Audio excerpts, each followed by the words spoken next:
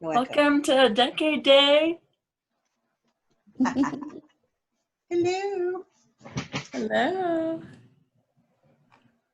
Good morning. Hey, Sharon. Hi, good morning. Hello, everybody. Yay, we're good to go. Sorry for the wait, guys.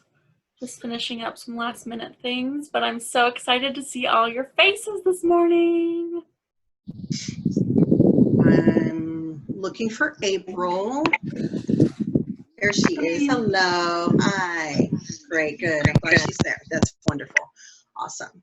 Well, just give a minute or two. Let's make sure we get all the goody people joining us. Good morning, folks. Good morning, campers. Hi, how you doing? I see some tie-dye over there. Rock on, Megan. Love it. I love your headband, Julia. Cute. Excellent. I'm rocking the 80s flash dance today, so. Me too. Woo woo. Raise your hand if it's raining. And 9,000 bracelets. Yeah. Yeah, not raining here yet, but it looks like it's coming. It has been raining all It is night. in Columbia. I'm in Columbia and it's raining here. I think it's pretty much. Oh, Ariana, I like it. You're so cute. It was a little like 50s, right? Like Bobby socks? Yeah. Yeah, so cute. You got the fiddle skirt? Awesome, yeah. Michaela, what do you got going on there? It's cute. Ah, look at you. I've got my scrunchie and then Oh, yeah. the ruffle. Oh, check it out. Yeah, totally. That's Love rocking. Excellent. I love how scrunchies and pinch and roll have like made their way back from 1980, and they're sort of popular with the kids. Those are actually okay. There are some things that should never come back. The mom jeans, guys. Those are called high-waisted. Camo shorts should not come back. Jeans and make them cool. Yeah. I don't think so. But No, I wish I would have kept half of that stuff from when I was in high school. I had no idea it would circle back. Striped jeans have not come back, but I'm waiting. Julia says she owns like 100 scrunchies. I think that's awesome. I love it. Scrunchie company, they found a way back. Cool. Well, we might have some people who struggle in. We could probably just go ahead and get going, I suppose. Heather, you want to introduce April?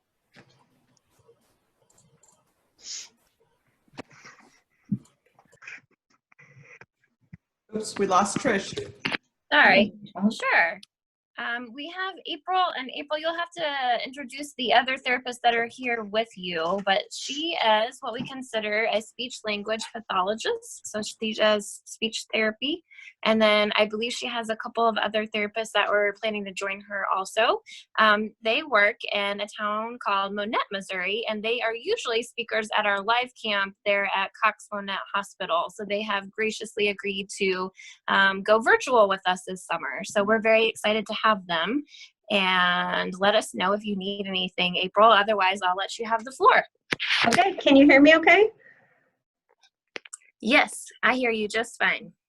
Great. We've had issues with the speaker before, so we were hoping it would work this morning. Yep. You'll notice that I'm masked because there's more than one of us in this room.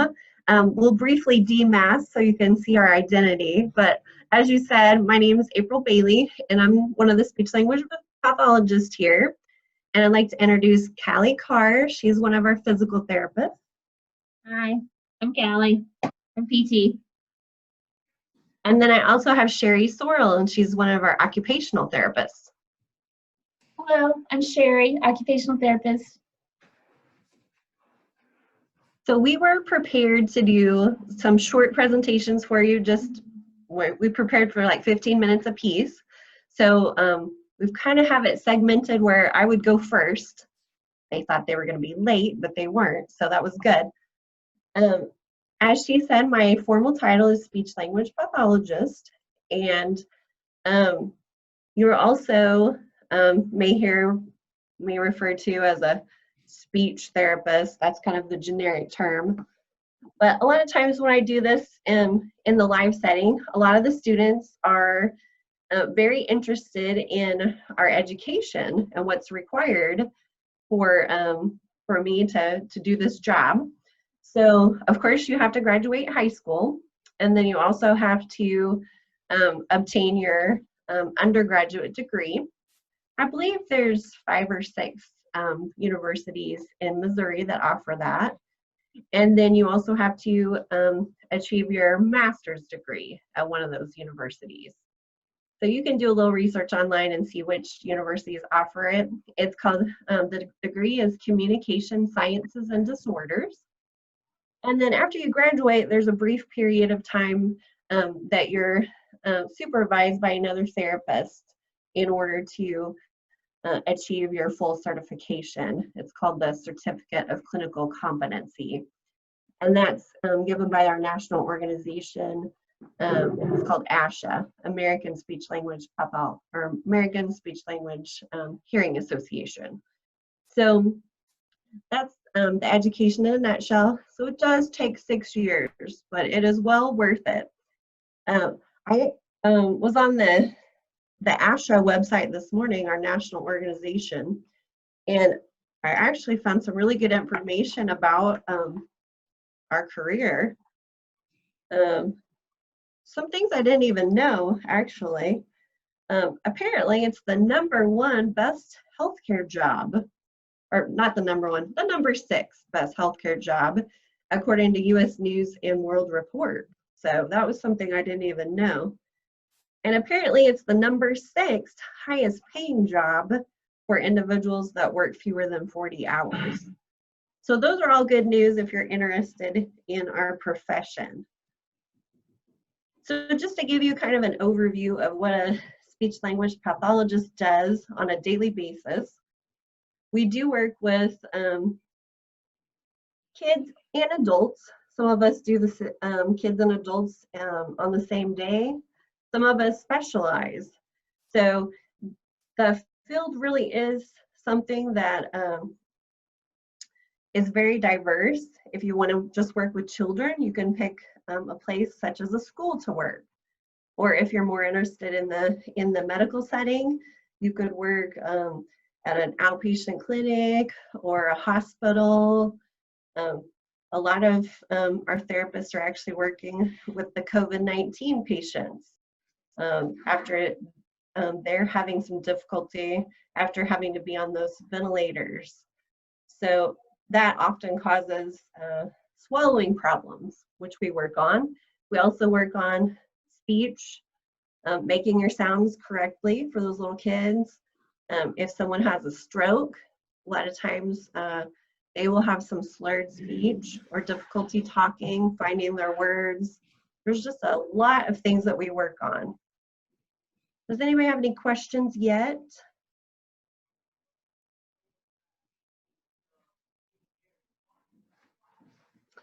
All right, well, on the tone of, we're talking about swallowing this morning. We've had some interesting cases this week. I wanted to kind of show you something that we might do if someone was having difficulty swallowing. So I just kind of put together a little presentation. A lot of times if, for instance, a patient has a stroke, they might have a slower swallow than normal. So something that we might do for that would be to thicken their liquid. So I'm going to show you my liquids that I mixed up this morning. I even colored them. So this is just your regular liquid and it's green. So this is just normal water that I colored green. So you can see it flows very fast. It's just normal water that you would drink. So if a patient had a slow swallow, we might need to thicken that up a little bit. And oftentimes we can do this just in their hospital room. We figure out that they might need this, so we experiment and see if they're still coughing once they get this slightly thicker liquid. This is what we would call nectar consistency liquid. So you see how that flows a lot slower if they're having a swallowing difficulty. And then finally, my thickest liquid.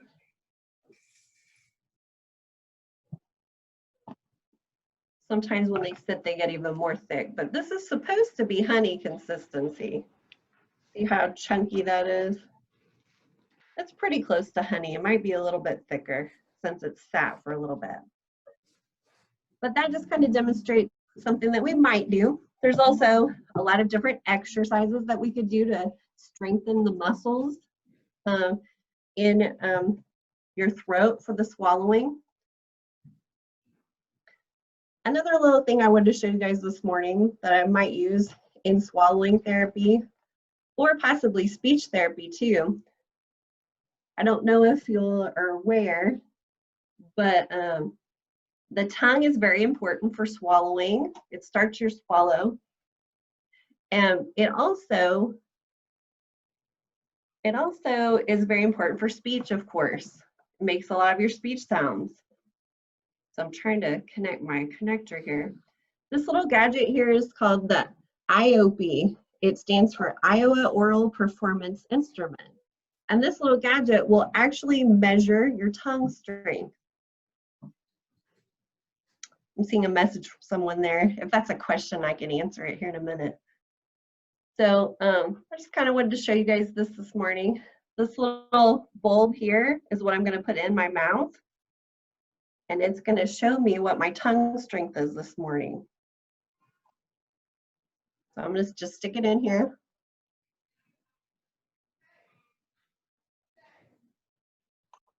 And I'm pushing as hard as I can up toward the roof of my mouth. And you can see my reading is a 54 this morning. So I would say that's pretty normal. 54 kilopascals, if you're interested in that.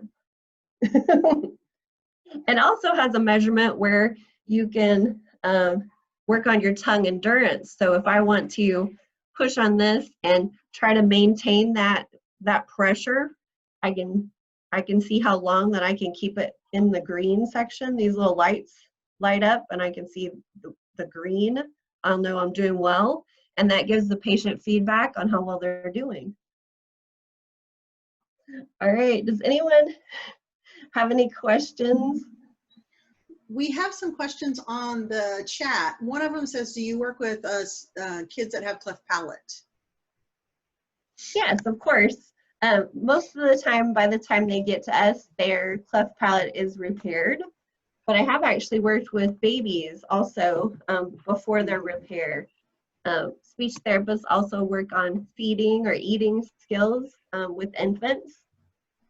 So sometimes you have to get a different type of bottle or nipple to help them with that. And of course, as they progress, sometimes they need to be taught how to place their tongue and their lips after those surgeries that they have. Sure. That was a good question. Julie, you have a question? Yeah, my sister, she has a cleft palate and she took speech therapy for like, I don't know, 6 years at San Luis Children's Hospital. Yeah. So another question is from Gabriel. He says, how often does a pediatrician say a kid needs therapy, but the kid just will not talk to them? I'm not sure what you meant by your question there, Gabriel. I think Gabriel might be talking about a condition known as selective mutism.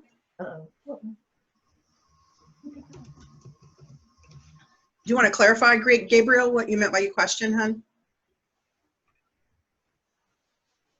There is a condition that someone is capable of talking and they just don't. A lot of times that has to do with psychological issues. So that Sure. might be what Gabriel's referring to. I think I have a related question. It's kind of on a personal note, but I have he'll be 23 months next week. And really, up until now, he has not, it's like he has really good receptive language, but it's like he doesn't feel like talking. Like he will if he feels like it. And I've heard him say words at random times, but then he won't say them again. Or he won't say them if you say, hey, can you say da-da-da? And I've heard him say that exact word that I asked him to say, and he's just like, no. But I think in the past week, he started saying more words. So I guess at what point would you be concerned? I know they say they don't usually refer them to speech therapy till around 2. And that's if they haven't, I think, said a certain number of words, because he doesn't say any phrases either. And I know that's where most kiddos his age are generally at by now. Well, there are certain guidelines, and if you look it up online, you can find a number of different developmental charts. As a general rule, I like to see children have at least 50 words by the age of 18 months. So by that standard, he might be a little bit delayed. And then also, I mean, by 2, they should definitely be putting phrases together. So, but you have to have a certain amount of vocabulary before you're going to put 2 words together. So a lot of times we get something like more cookie. Well, they have to have those single words in their vocabulary before they would do that. So that's a general guideline. There are a lot of different charts. I prefer to get them much younger. 18 months is a good time to refer. I've gotten children as early as 1 year if they're not saying any words. At 1 year, it's very much more important that they are understanding what you say than actually saying words. They may only have 1 or 2 real words like mama and dada, but they understand more. So the fact that your child understands is a very good sign that he's going to come along and develop. But there are certain speech disorders that your therapist could try to get to the root of why he's not talking. Is it he's having trouble getting the message to his mouth? Is it that he just doesn't know these words and he needs more repetition and learning them? That would be a language issue. So without seeing him, it's hard to say what the root cause is, but it might be worth getting an evaluation to see. Okay, I've debated going back and forth to talk to his pediatrician to ask for a referral before his 2-year-old appointment. So I think after this chat, maybe I'll call them. I was curious. I see a question from Jessie. It says, for kids who are late talkers, what type of therapy is provided? And that's before you answer that, I'm sorry, it's Jessie. So before you answer that, my pretext is my niece was born 2 months premature, and she really is, she's 3, I think. I don't know how old she is. I think she's 3, but she was doing speech language pathology. So she had therapy, but I think she started at like 18 months, somewhere around there. And then they moved away from her therapist. So now it's just like she has reverted. So how does that work? Is it because she was premature? Do you see that a lot in premature children? It is very common in preemies that they're delayed. They're delayed with a lot of different skills. A lot of those preemies do end up catching up, but it just depends on the nature of the issues, you know, what that root cause is. I don't typically see regression unless there's something else going on, but maybe it's just the age that she's at. The other kids are just progressing way faster than she is because of the delay. Okay. You said she's 3 now? She's 3, and really, I say she's regressing, but I don't see her a couple times a year. So she should be saying some sentences, and she should be fairly intelligible. I mean, there may be times. Maybe, but her other sisters talk so much. It's just like, oh, wait, can you talk? I don't know. I find that a lot, especially of girls. Boys tend to be a little more delayed than girls, and they may be comparing a normal child to an advanced child as far as speaking goes. So you kind of have to look at some of the developmental checklists to see, you know, and sometimes it's very helpful just to sit down. Yes, she's doing that. No, she's not. And your doctors typically have those in their office. They may not be the first one to think of it. So if you bring it up as a parent in the office, I know you're not her parent, but if parents want to advocate for that, then they'll kind of get that checklist out and look and see if a referral needs to be made. Thank you. Oh, wow. I see someone has said that they have EOE. We've had some other clients with that. EOE is eosinophilic esophagitis. I can't remember exactly the term. Does anyone know that? Or Brian, can you tell us? It's eosinophilic esophagitis. Okay, that's what I thought. Okay. A lot of well, I've only actually seen one case of it, but it is becoming more prevalent. And basically, his esophagus has trouble acclimating to different foods. And it does cause swallowing issues. It feels like you're having swelling down there. And the particular client I had with it, he actually vomited a lot because he would have the reaction in his throat. So, well, Is that something you grow out of? typically not. They usually go to a specialist gastrointestinal doctor, and they do treat it with certain medications, but it's typically a lifelong condition to my knowledge. I see that Ariana asked, do you work with all speech impediment people like autism, post-stroke, or people like my brother with speech therapists since he was adopted from a different country? I pretty much cover all of that. I do work with a lot of kids with autism, and sometimes we learn alternate ways of talking, such as a device or using pictures to communicate. The adoption issue, that might not necessarily be something he'd need speech for, just depends on the etiology. If he's just learning the language, a new language, that wouldn't be a speech disorder. But if he did actually have delayed speech or language skills, we would definitely work with a client like that. Well, I'm going to pass you along to the next therapist, and I'll try to respond to some of these chats up on the screen. Callie, I'm the PT. I don't have any cool demonstrations like April does because she always does this with everything. He's master hot. I'll start off with I work mainly with pediatrics. That was my goal in life, was to work with pediatrics. However, sometimes I get stuck working with adults, with people. I've been in the nursing home. It's not my favorite setting. Pays well, but not my favorite setting. I've done school districts, first steps, which is where we see kids in their homes 0 to 3 before they get into the school district. Athletes, you name it. If you want to be a physical therapist, you can go into any setting that you want. It is right now close to a 7-year degree. Obviously, you got to do high school, then 4 years of undergrad for an undergraduate program, and then a 3-year grad program.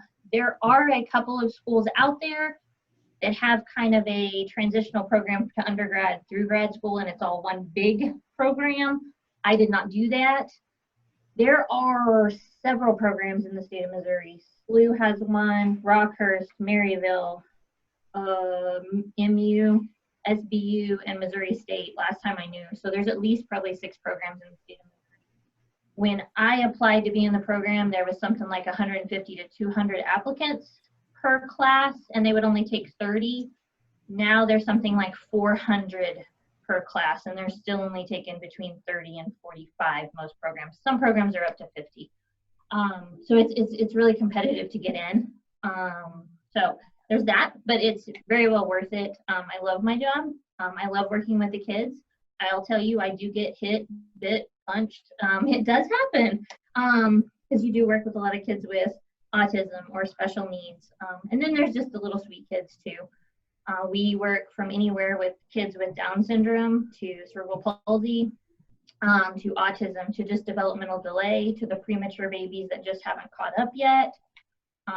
My favorite age group is 0 to 3. And so, what else I was gonna say? You have any questions about physical therapy? Has anybody done physical therapy? I had a little thing for you guys to do, because what we work on as PT and OT kind of crosses over a little bit of what we do. Think of me as the big muscle groups. April over here does the tiny little mouth muscle groups in the swallow. I do the giant muscle groups. So I do the running, the jumping, a lot of coordination stuff, different running, and then the stairs. Stairs are a huge thing that you don't think about. We all just naturally do them. Do you have a question, Julia? Or are you just waving at me? No. My older sister, I think she did PT because she was born with tight muscles. Yeah, so we do a lot of stretching. People hate us when we do stretching, Danielle, especially kids. my sister hates stretching. And most of them do. Most of them do. There are some medications that doctors will use these days. They'll do baclofen. If anybody's ever heard of baclofen, there's oral, or there's a pump that they will install into their spine that puts the baclofen directly into their spine. And these are usually done with kids with severe cerebral palsy. And those are kids that you see that are very tight muscles. Sometimes it's very mild. You don't even really know they have it. They can walk, talk, run, jump, everything, to more severe to where they have to be in a power wheelchair. Those kids, they can't control their muscles, so we have to help them. So they'll do baclofen or different things. There's also Botox injections. I'm not a fan, but they do use them. And so those are different things that work on the muscles to help the muscles relax so that the stretching is a little bit easier. They also do serial casting, and we use braces. We use different braces on kids' feet. Yes, ma'am. My sister, she had like a cast on each foot, like on one foot for I think 2 months. Then they took off that one. Then they put a cast on the other foot. I don't know why. Yeah. A lot of times, if they're super tight, they'll do what's called serial casting, where they'll put a cast on. So say the foot is at this angle. So this is the foot and this is the ankle. And say they're stuck at this position. So they'll put a cast on and they'll bring them up just a little bit. And they'll wear that cast for 2 weeks. And then they'll bring them up a little bit further. And then they'll wear that cast for 2 weeks. So it's a prolonged stretch. Unfortunately, they can't get out of it. It is very rough, but we do see some good results from stretching the muscles. They also have been known to go in and do what we call a Z-plasty, where they go in and they cut like literally a Z into the tendon.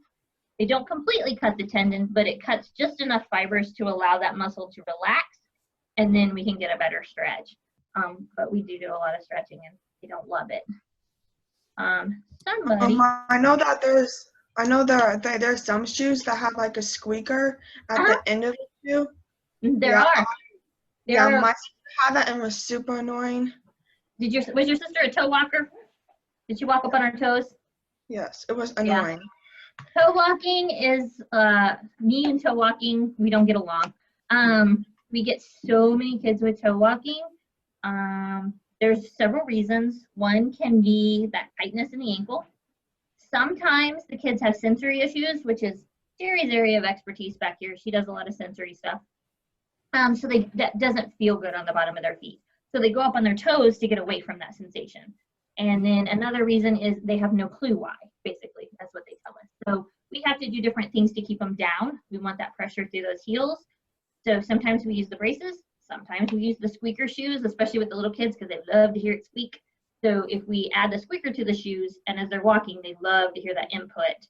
I also treat kids with torticollis, and I see a lot of those babies nowadays.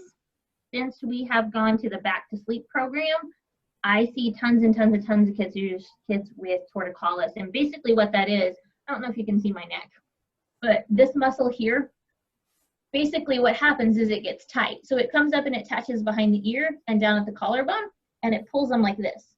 So they end up spending all their time looking in one direction and tilting to the other. So they end up having to come to see me and work on that. Those babies don't love me either. But what happens is we have to slowly elongate that muscle, stretch it out, bring them back into the normal position, and get them to use that other side. That can be for various reasons. They might have been in utero. If, say, the mom has a very small uterus, so they're kind of crunched up in there. Or my preemies get that a lot because in the NICU, they try to turn them as best as possible and change positions. But when you got a baby that's hooked up to every machine in there, they just can't move them as much. So a lot of times they will spend a lot of time looking to one side. Lights will attract them. If a parent is on one side all the time, that will attract them looking that way. So we have to work on getting that back. And if I can get those kids before 6 months of age, it makes my life a whole lot easier and theirs. Oh, hold on. Somebody had PT several times from a car accident, whiplash, and shoulder reconstruction. That was probably not fun. Whiplash is hard to treat, and the ladies here, I've got 2 or 3, 4 PTs that I work with here, guys and girls, and they treat the adults and the whiplash. A lot of manual therapy. They do massage. They do manipulations. Shoulder reconstruction, that, that's a longer rehab. You can't use those muscles. I'm sorry, Megan, that was probably terrible. My dad had PT because he put his shoulder back together. Did he dislocate his shoulder, Emily, or did he have a tear? I don't know where Emily is. From the muscle was tearing.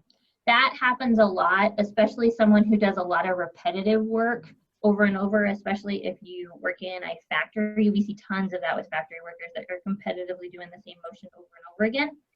We also see that a lot with posture. So if they stand a lot with their shoulders rolled in, that makes it really tight in there, and that bone that the tendons run right underneath there, it can kind of slowly tear it over time. Sometimes it's a traumatic injury. Muscle was carrying engine mechanic in the Air Force. Yeah, that's not fun. That's a longer rehab. Do you start working with kids while they are still in their braces or casts, or do they have to wait until they come out of the restraints? Typically, if they're in braces, I still have them.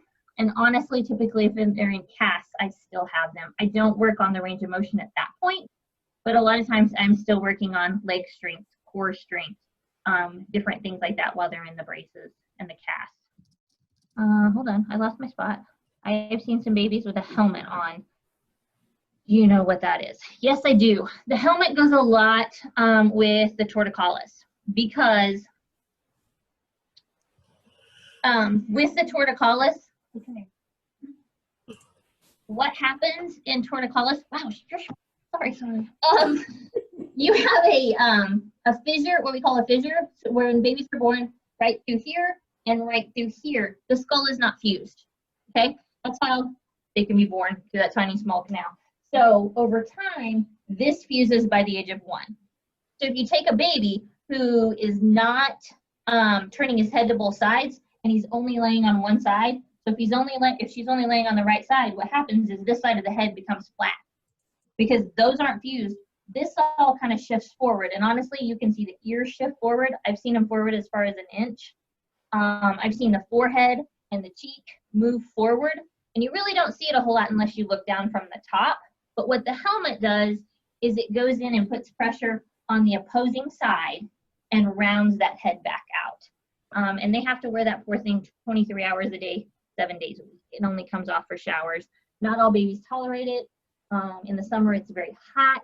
We try not to put them in there. There's a scale that what the people who make that's called an orthotist, and they go by this scale whether or not they qualify. You also have to get approval from the doctor and insurance, and it's a big old long ordeal. But basically what that is trying to round the shape of the head back out. I was an adult and I'm still a toe walker. My parents took me to the doctor when I was young. Someone told them it was a sign of muscular dystrophy. Laura, it can be a sign of muscular dystrophy. Oftentimes it is not. I do have one patient right now that is a toe walker because of muscular dystrophy. With that, I don't push the range super hard because what happens is the body knows with muscular dystrophy that the muscles are breaking down, and that happens over time with muscular dystrophy. So I'm not looking to overbreak those muscles. So I'm going to let him be a toe walker for a while. I'm doing the best I can to keep the muscles relaxed as possible so he doesn't have pain, but I'm not going to push that. Most of the time, though, the toe walking is sensory. It is tight. It's just tight muscles, or it's just idiopathic and there's no clue why they're doing it. But 9 times out of 10 is not muscular dystrophy. So yeah. I think mine is tight muscles because anytime I walk or run long distances, I don't get shin splints, I get calf splints. Yeah, you get severe calf cramps, and those severely stink. I would definitely try stretching as much as possible, heat and then stretch. And I've done some courses on toe walking that you actually they take and put it in an angle where they allow the toe walking, but at a reduced angle, so it allows those muscles to actually relax because they're on all the time. Yeah. But yeah, I see tons of toe walkers out there. It's The not benefit gonna- is it's super easy to walk in heels. It is. Where you take someone like me who's not that, I'm not that tight. I hate heels. I'll stick with my tennis shoes every day all day long. But yeah, toe walking is very, very, very hard to treat. Oh, somebody else just popped up there. My brother's head was pretty flat when we first adopted him. Over time, it did round out. Yeah, it depends on what age that they are when you adopt them, or when they're born, that how flat it is. There is several therapists out there that are specialized in just the development of the head, and 1 to 2 years. Yeah, it probably flattened out as he grew and his head grew. That I've seen kids, sadly, that their head is so flat in the back it is almost equal with their ears. So it can round out over time as they grow, thank the Lord. And hair helps a lot to cover up some of that. We're not all perfect. Mine's off. I'm pretty sure I had tort as a baby and nobody treated it. Is the main goal of physical therapy to stretch out muscles so they will function better? Yes. Honestly, all of us, our main job is to help them function better. That is our number one goal. Sometimes it's not beautiful. Sometimes what you get is not typical, but if it helps the kid or the person, the adult, whatever, function better, that's 100% our goal. I was adopted at 6. Sweet. He was in an orphanage in the Ukraine. We do see a lot of the torticollis or the flatheads with adopted kids, unfortunately, especially from orphanages. They just don't have the time or enough manpower to take care of them when they're little. And we do see some of that. We do see a lot of developmental delay when kids are adopted from foreign countries. But typically, they catch up over time, and that's our goal. Did you do any internships when trying to be a PT? When you're in PT school, you will do internships, basically your free labor. So the school will send you out to different clinics that they have a contract with. So I had 6 different clinics. I had to do an acute care one, so in the hospital right after surgeries or sick. I had to do one in neuro rehab, so like the traumatic brain injuries, the strokes. I had to do one there. And then I had to do an outpatient setting, which was just your typical athletes, rotator cuff tears, different things. And then I got to pick on the other 3. But yeah, you have to do those. No choice. I do recommend, though, if you want to become a PT, I would shadow in high school. I would try to get with your local hospitals, whatever. Right now it's hard because of COVID, but I would try to do some shadowing in any of the areas that you want to do, whether it's speech, OT, PT, whatever. Go shadow. Make sure it's what you want to do. See what they do in real life. I am going to turn it over to Sherry. I think I talked a lot, but. Hello, I'm Sherry, and I'm an occupational therapist. I can pretty much just, backtrack to what they said, because we're kind of the in-between therapists. We work with speech therapy, we work with PT. Honestly, we just all work together. But just to let you know, I'm an occupational therapist, so I'm the one that does the evals and implements the treatments. I also have an occupational therapy assistant who works with me, and she has 2 years of school. So if you're thinking about being a COTA, they're called a Certified Occupational Therapy Assistant. That's a 2-year program. To be a registered OT, or what we call ourselves as an OTR, you would go to a 4-year program, and then you would have a doctorate or a master's program. I have been doing this long enough that I just have a bachelor's degree, but now I know that it's a master's or a doctorate program. When Callie was saying that PT work with the big muscles, we work with the small muscles. That's a lot of the times how I'll explain the difference between PT and OT, because I'm looking at your fine motor skills, what you can do with your fingers, how you hold your pencil. We're giving you equipment so that you can learn how to do something if you have a disability. We work in pediatrics, geriatrics, outpatient settings, schools, and I'm trying to think of what else. Am I missing something? We have the First Steps programs and the work hardening programs. We do some of that. I was just going to show you a little bit about some of the equipment that we might give a patient that was in the hospital. If they've lost range of motion or they're not allowed to bend forward, I don't know if you can see this, but this is a reacher. You can usually get a reacher at Walmart or somewhere. But this, it's got the trigger and you can squeeze it and pick things up off the floor. It's also, we use it for dressing so that like they can get the waistband of their pants. If they can't bend forward, and they can bring their pants up to them. Once again, if it's a loss of range of motion, a lot of times we might give them a long-handled sponge, and it's a handle that will bend. They can get their back, or they can get their feet.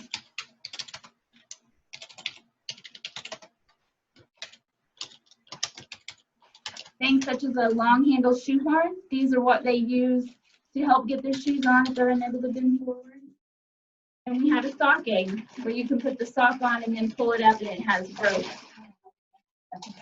But this is a sock aid and it has ropes, and you actually put the sock on here. I specialize in pediatrics, so I do more things with the schools and that kind of thing, but we also have our inpatient unit, and we go up there and we use some of that equipment. You know, and we could even give that to kids if we thought that they needed it. Oh, we work on a lot of sensory issues. I'm sure sensory is a new big thing. So as Callie was touching on that, we work with them on tolerating textures so that they can perform their ADLs. Some kids can't eat because they can't tolerate the texture of the food on their hands or in their mouth. So we work on ways to get them to do that. I think that's about it.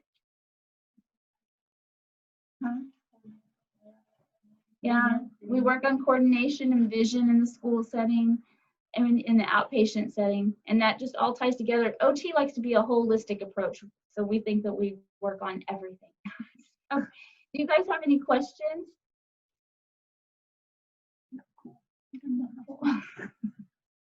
And I think that about rounds up our time, right?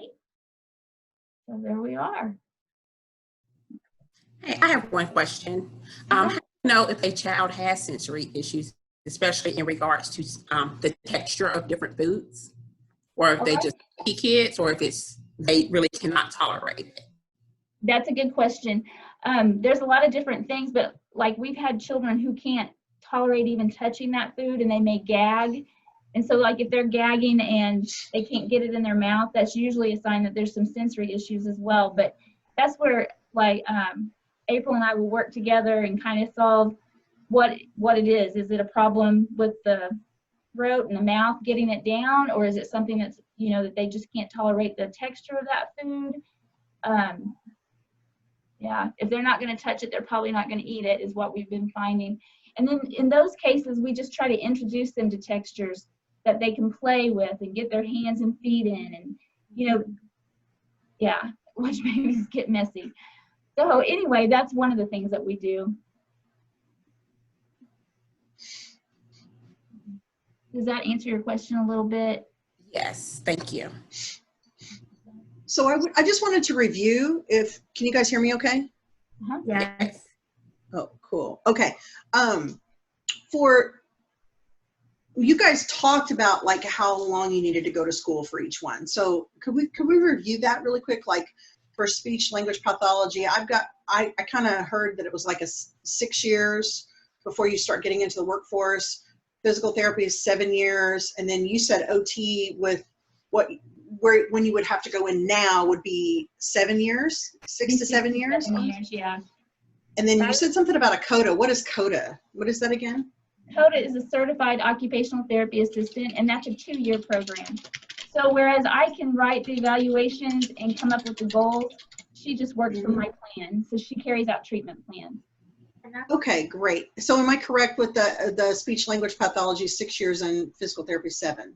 Yeah, and there's also 7. Physical therapy went to you have to have a doctorate degree a few years ago. That actually changed over to there's no longer, there used to be a bachelor's like OT. Then they went to master's. Now you have to have a doctorate degree. You don't have a choice unless you're grandfathered in or you already went to school. But nowadays you have to have a doctorate. There's also a PTA, like a physical therapy assistant, like OT, and they do the same thing. They carry out the plan of care. We do all evaluations, decide what they need to do, and then they can go ahead and fulfill the plan. And that's also a 2-year program. Awesome. Okay, great. After your prereqs. Sorry. Back to speech. Okay. 6 years is correct for a full speech language pathologist. And we also have assistants, and they're becoming more prevalent these days. There's not a specific number of years, but there's specific requirements that have to be fulfilled. So I think it's about 2 years, but don't quote me on that. But the SLP is 6 years. Correct. Okay. Great. I didn't know Thank that you. they had assistants in speech language pathology now. That's neat. We do not employ them at our hospital. I don't know if other hospitals do, but we do have one at the school district where we contract with. And she's able to do everything except for evaluations and setting up the goals and the plan. So I would do all the evaluations and then let her know what to work on. And there are certain requirements. She has to be supervised a certain number of hours with me weekly. Cool. That's really neat. I didn't know that yet. The only problem you run into with assistants is sometimes insurances are a little picky. Medicare can be a little finicky as to whether or not they're going to pay for an assistant to see them versus a therapist. So, and I think, like, as the assistants with speech, we run into that a lot. And right now in the outpatient setting, we're having a fight just to get therapy for all of our kids. So insurance is a thing. And I think that maybe why their SLPAs, the assistants, are not very prevalent in the hospital setting at this point. They are becoming more common in school districts. In prior years, they had actually had something called a speech therapy implementer in the school districts. And basically that was a teacher that had been trained by the therapist just informally. So as you can see, the SLPA would be more beneficial because she's actually had some formal training in the area of speech therapy. Sure. That makes sense. Lauren had a question about what percentage of our conditions that we treat are idiopathic and what percentage do we know the cause. I would say probably 70% we know the cause and about 30% we have no idea why as far as PT goes. OT can probably be a little bit more on the side of we have no idea why. Speech has more of I don't know why. Usually I get a diagnosis. I think that was it. Yep, that was it. Anybody have any other questions? Brian, I like your lizard. That's awesome. Thank you. That's one of my bearded dragons. It's so cute. Well, thank you so very much, ladies. We really appreciate your time and your willingness to go virtual with us this summer. Hopefully we can have some in-person folks there again next summer. We're excited for the new hospital coming too. Yeah. Yes. Yay. It is very exciting. Well, Awesome. Everybody take care. Stay away from the COVID. Yes, stay safe. Thank you so much. Have a great day, ladies. Okay, guys, we have a couple of minutes. We can probably cut this off right in the middle of it, but we're going to take a quick break this morning. So you guys can jump out if you want, but if you need to go to the restroom. But we're going to have a little dance break this morning, get up out of our chairs, and we're going to kick it old school. So let me share my screen. Hang on a second. Let me get this going first. Okay, wonderful. And now I'm going to share my screen with you. And then you guys can get up out of your chairs and let's have some fun. We're going to sweat to the oldies today. How exciting, huh? Here we go. Hi, everybody! Hey, tell me who wants to dance? Well, I got the tunes. And I got the moves. I say let's start sweating!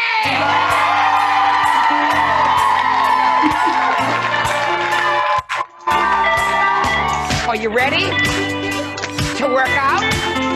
Are you ready to do something? Just for you, horns!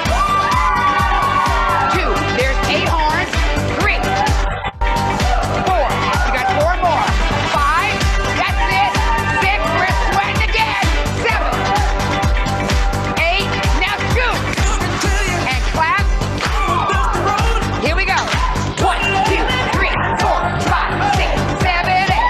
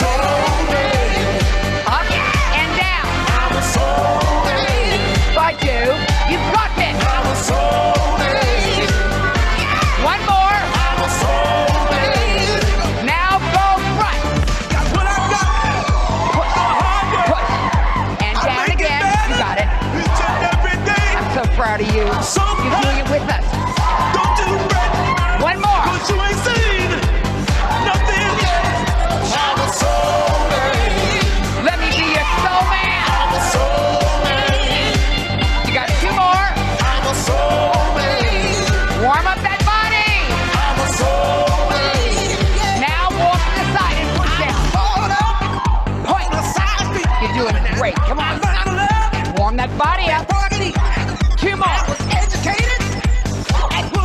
Your last one. When I start loving, oh, I can't stop. I'm a soul man. And again. I'm a soul man. You got 2 more, soul man. I'm a soul man. 1 more. I'm a soul man. Who wants to throw the rope?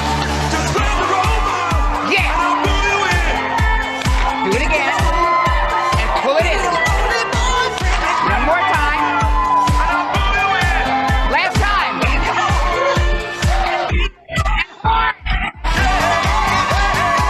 Are you having fun? 4 more. 2 more horns. I'm playing for you. And boom. And here we go. 1, 2, 5, 6, and again. 1, 2, 3, 4. Soul man. And again. 2 more. And again.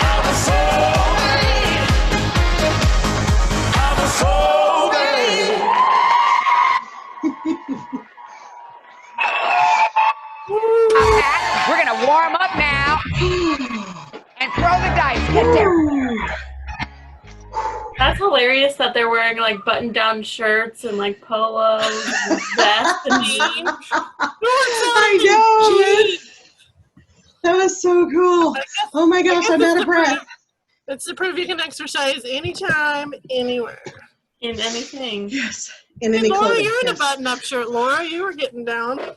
I know. I was like, good thing that they picked this one because apparently collars are the thing to wear. I didn't have enough room to move around, so I had to go around and turn my TV on because I was like, I don't have enough room to move around right here. Woo! Wow, that was fun. How y'all doing? I'm out of breath. Man, I got my blood pumping. That was awesome. Love it. Okay, so looks like we have Stephanie and Savannah. Where's Savannah? Let's see Savannah. Yes, welcome back, everybody. Okay, so I wanna say impromptu that I think we should give a gift card to Jada because you sang the happy birthday song yesterday, and you were getting it down the whole time. You were the only one I saw that was like doing the whole workout. So good for you. I can't find you now. You disappeared on me. Are you there? Where'd you go? I'll put her name down. Yeah, put her down. Did I lose her? Oh my goodness. I think she might have hopped off. Now she's like, I need a break. She probably hopped off for a second. I'm putting her name down. Yeah, put her name down. I just thought she's like really getting into it. Jada? Okay, so maybe she'll hop back on.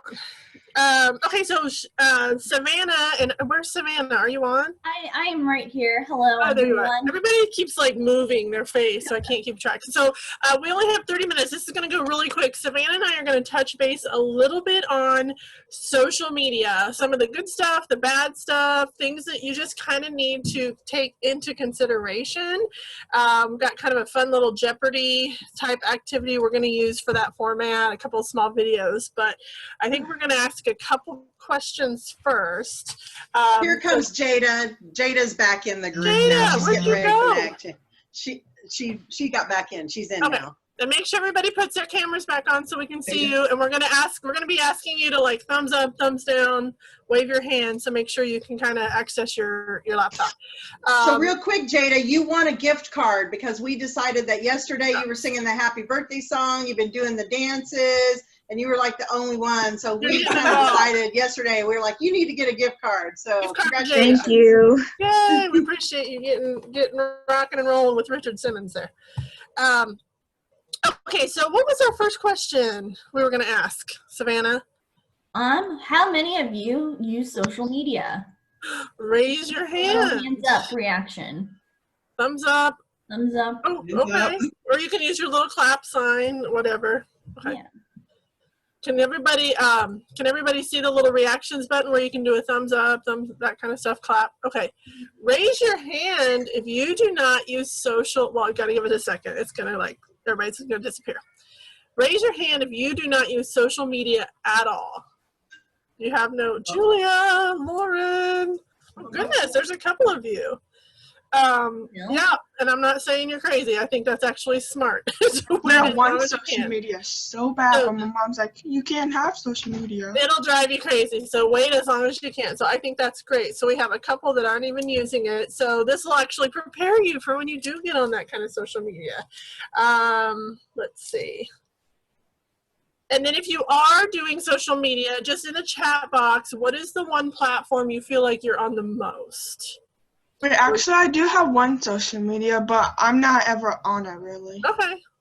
So yeah, just like, do you do Instagram, Facebook, Snap? Which is the one, just in the chat box, kind of the one you think you're on the most? We're just going to take a little survey there. Okay, you want to start with a video? Yep, and while we kind of take a pull on what social medias we use the most, I'm going to play a video. So Box, Brian. I don't know if I'm going to call that social media, but it is a distraction. Okay. All right, yeah, that's like a quick little 3-minute video. It's not very long. TikTok.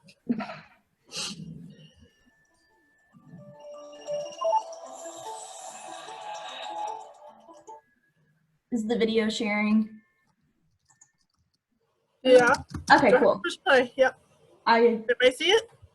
Okay, cool. All right, thumbs up, Robin. I check it a lot more than I can count. I check it usually when I wake up in the morning. Before school, on the bus ride to school. During school. A couple times each class. At lunch. Probably check it at break. After school. Walking home. While I'm doing homework. I'm constantly checking my phone until I go to bed.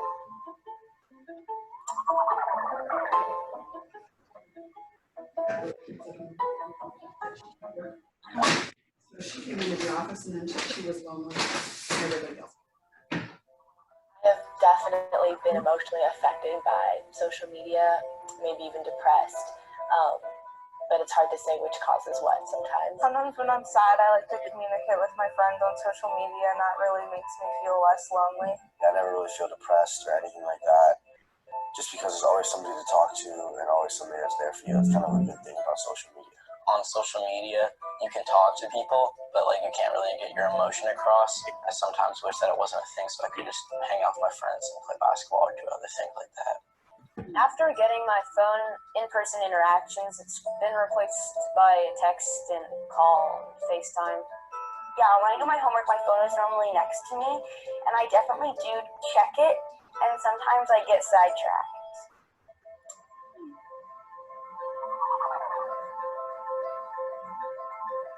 If my parents saw some of the things that I saw on social media, I think they would be very shocked. I've heard racist and sexist comments in comment sections. There's a lot of bullying, obviously, that goes on online, which is horrible. They will comment something rude with language that is offensive, and people make it very personal and hurtful. They just want to invalidate you and your feelings. I don't really wish for the days when I didn't have my phone because it gives me so much like stuff that I like cherish. The thing I love most about social media is to stay connected with my friends. Over spring break, I broke my phone and I didn't have it for a week and everyone thought I was dead. It was just so impossible to contact me. I like to make artwork and write, and so sometimes I'll use that as a platform to display my art. I think I really enjoy social media when I am discussing issues with like-minded people or talking about things I'm very passionate about. I think it's a mixture of everything that's on social media that makes it so cool. There's like the Snap shows, there's Snapchat streaks. It's just something that's like a habit to do when I get on my phone. It's something new. It's always exciting. It keeps your attention, and that constant turnover of adding new things definitely contributes to the amount of time people spend on it.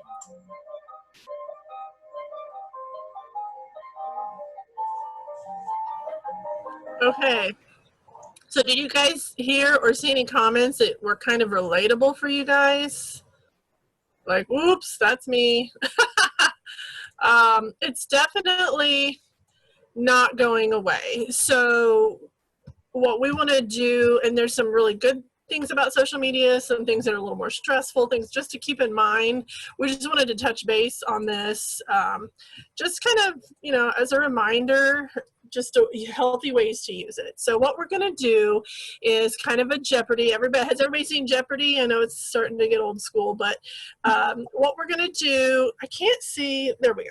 Can everybody see the topics across the top? Okay, so what we're going to do is we're just going to ask people to raise your hand if you want to be called on, and then you're going to pick one of the topics, and for however much points or money, and then we're going to just one at a time kind of pop through these. And those are, you can see the topics. We're going to talk about characteristics of social media, the good side of social media, the bad side of social media stressors, and some do's and don'ts. Okay, so any questions? We're not really keeping score because we're not going to compete against each other, but you guys get to pick whatever topics that you want to deal with. Popcorn those out. Okay, so we had a hand raise, I think, and it went away. Okay, Brian, looks like you have your hand raised. Would you like to Finished it too. pick a point? Yep, and you can say them out loud. Just take yourself off mute and pick a column and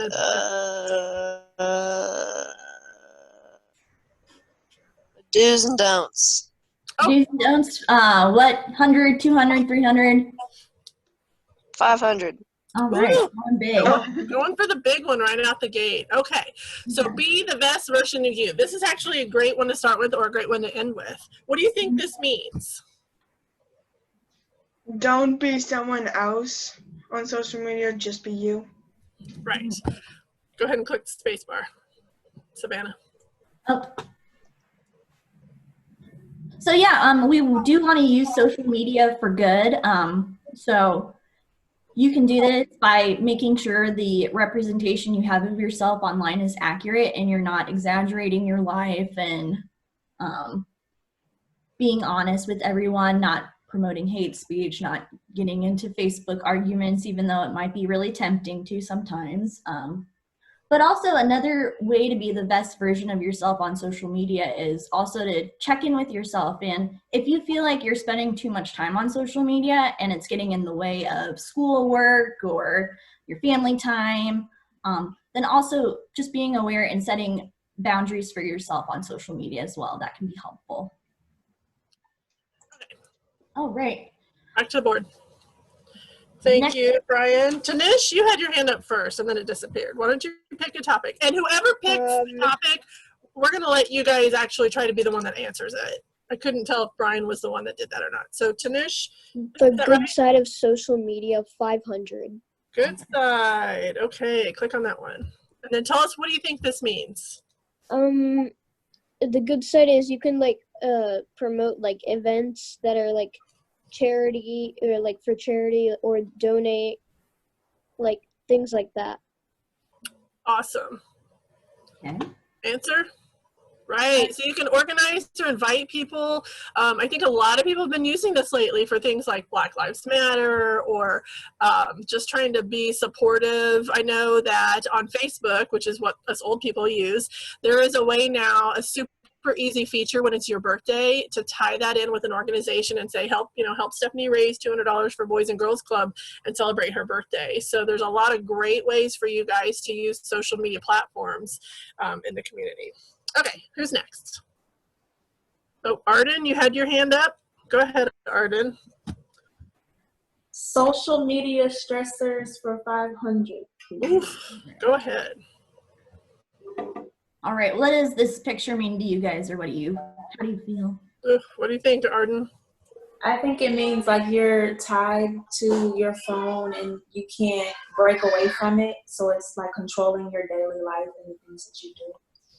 Okay. Yes. Raise your hand. Yeah, actually, oops, sorry. No, I was just going to say yes. Raise your hand if you feel tied to your phone sometimes. Mm-hmm. Go ahead. It's actually, has anyone ever heard of phantom ringing syndrome? Oh. So phantom ringing syndrome is actually when people feel like their phone vibrates, so they check it when really they just had an itch or they were just bored or something. And the first report of this happened in 2003, and now that we are so connected to our phones, it's actually becoming like a medically studied disorder, and there's like a lot of research on it. So fun fact. And then to kind of go more about into social media stressors, we're going to show another video. And this is going to talk about how social media actually is changing how our brains work and why stuff like phantom ringing syndrome and stuff happens. So play that real fast and then we'll get back to the Jeopardy game.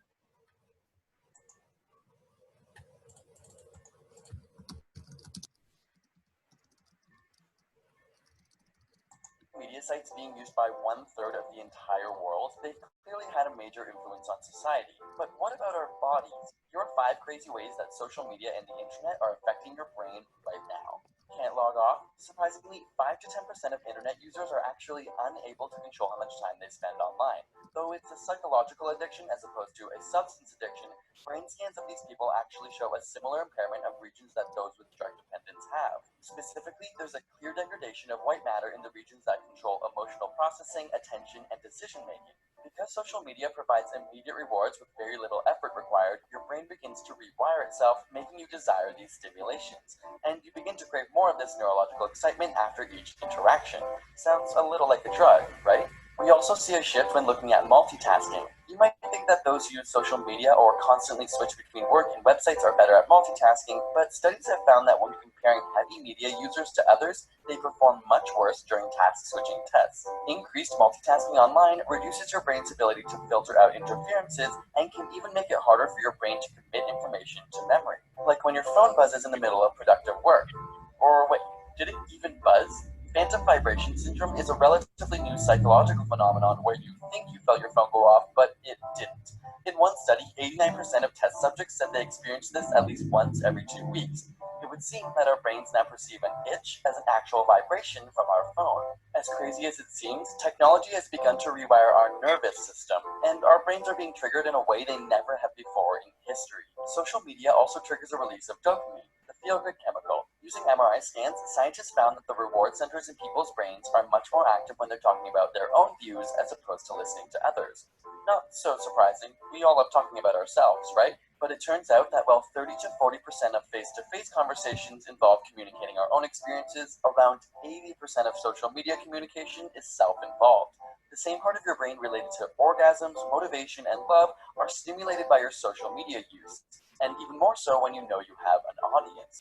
Our body is physiologically rewarding us for talking about ourselves online. But it's not all so self-involved. In fact, studies on relationships have found that partners tend to like each other more if they meet for the first time online rather than with a face-to-face interaction. Whether it's because people are more anonymous or perhaps more clear about their future goals, there's a statistical increase in successful partnerships that started online. So while the internet has changed our verbal communication with increased physical separation, perhaps the ones that matter the most end up even closer. Speaking of social media, we had you ask us questions on Twitter, Instagram, Facebook, Tumblr, Google+, and every other social platform we could find, and did a Q&A video over on ASAP Thought. So if you feel like getting some insider info on ASAP Science and behind the scenes, check it out with the link. Okay. So yeah, it's pretty obvious that social media can be an addictive thing, especially for young adults and teenagers like yourselves. So does anyone feel like they're addicted to social media? We can raise hands, use the chat box. I'm only addicted to like YouTube because I love YouTube. I'm like on YouTube like 2 hours a day. Videos, yikes. Yeah, and that time piles on pretty quickly. Does anyone ever do social media free days or uses maybe the screen time feature on their phone to kind of monitor that? I don't really have like a viral social media. It's like this Japanese social media I use because it's clean and stuff. I'm kind of addicted to that. I'm on it for a while.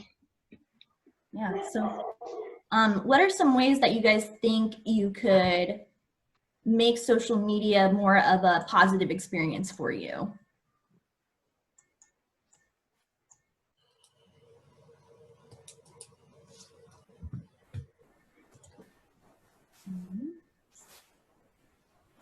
Good I'm answer. trying to. Oh, sorry. Go ahead. I've been trying to change like who I follow on social media, so that because I know like a lot of times we can compare ourselves to like people that we see. So for me to have a more positive experience, I only follow people that inspire me or doing things like that I want to do in the future. That is excellent, Arden. Yeah, You guys have to make that choice. Yeah. Okay, somebody pick a question. We have 10 minutes left, so we got to keep going. Julia, pick a topic and a number. Oh, you're on mute. The bad side and 300. Bad side for 300. All right. Oh, what do you think this means? That you change your profile to make it not look like you and make it look like that you're not that person. Right. So definitely, yeah. So definitely, we either find ourselves not necessarily fake. You know, how many of you have heard of Finsta, right? So you have your Instagram, but then you create a Finsta, which is kind of it's not really fake. It's just other things. But there really are a lot of people. You guys don't know. There could be adults out there that are pretending to be kids your age, or people that are just, you know, putting things out there that aren't true about themselves. So just be aware that just because it's on the internet, just because it's a profile, you don't necessarily always know what's real and what's not. So that's just kind of a tip to be aware of that kind of stuff. Okay, next topic. Sorry. And especially when it comes to dating, this is kind of when this is probably going to be the most important for you guys to be sure that you take all the proper precautions and you're safe if you're meeting people online in real life. Okay. And yeah, Albrie, I don't know what Tumblr is, so just ignore that. But okay, pick another. Who wants to add another question? I'll pick on someone. How about Chloe? Chloe Ong. Why don't you pick a topic and an amount? The bad side 400, I guess. Okay, bad side 400. What do we got? Okay, what do you think that means? So I guess there's some people that like to post a lot of like their personal information online, which isn't that good because it'll lead to things like your personal information being stolen or people you really don't want to know your information finding it out. Right. Right. Just really got to be careful what you guys put out there. Don't overshare everything, especially maybe your location. As an adult, we really need to not post that we're on vacation for the week. What I was going to say. Get back because people know we're not home, right? Is that not an invitation for maybe somebody breaking into our house while we're gone? But just be aware that you guys are the only ones in control of what content about yourself you get put out there. Also, it's important to know as health professionals, you're going to be held to a higher standard. So I know a lot of people who've gotten in trouble because they bashed the hospital they work at on social media and then they get fired, or they take a picture with the group that they're working with and a computer was on in the background with patient information and they got fired for violating HIPAA. So as you get into health professions and you start job shadowing and becoming more and more involved in healthcare, just really, really keep that in mind because it can end your career pretty easily. Right. There's also another aspect of it to keep in mind, that if you are posting possibly could be construed as inappropriate content. For instance, somebody who might be over 21 posts their spring break pictures and they were doing things fairly inappropriately and they don't understand why they didn't get the job that they interviewed for, because people who are interviewing people do go to their social media now and look and see if this person's going to be a good fit for our company based on, you know, they look at more than just their application and your resume. They actually also look at what type of a person that you are, what your values are, and to make sure that you're a good fit for wherever you're applying. So there is a lot of that now, and I know it's kind of a gray area, but just to be aware of that, if you're going out looking for a job and you're going to be getting into, especially those of you even in high school, if you're going to be applying for any jobs soon, just being aware of what you're putting out there. So. And internships and shadowing. So. Yes. Okay. Another. I'm going to pick another person, or staff. You guys can throw names out. Ariana, do you want to pick one?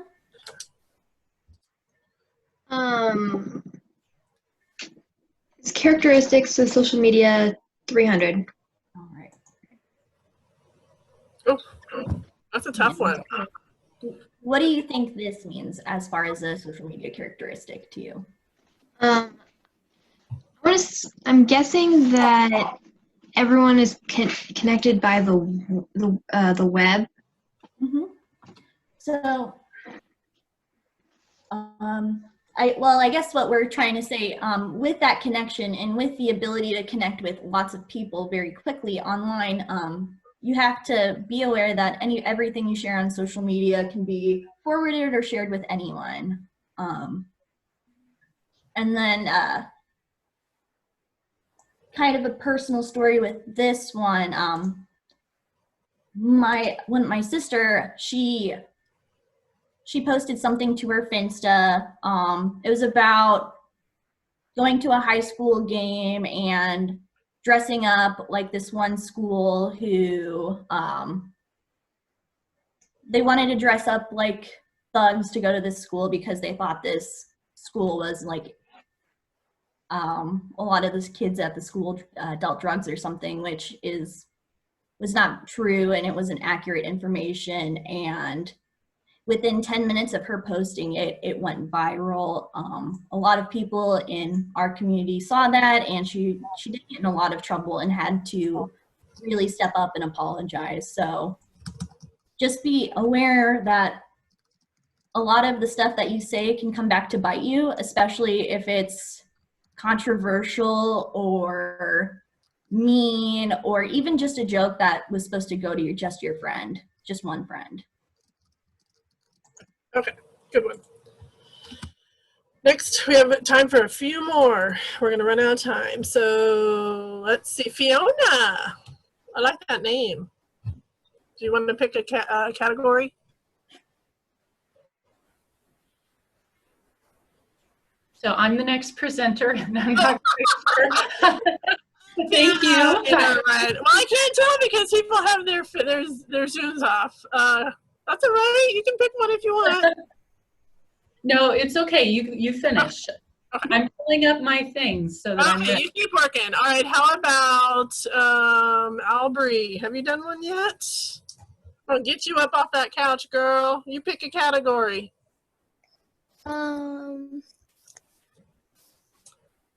The good side of social media, 200.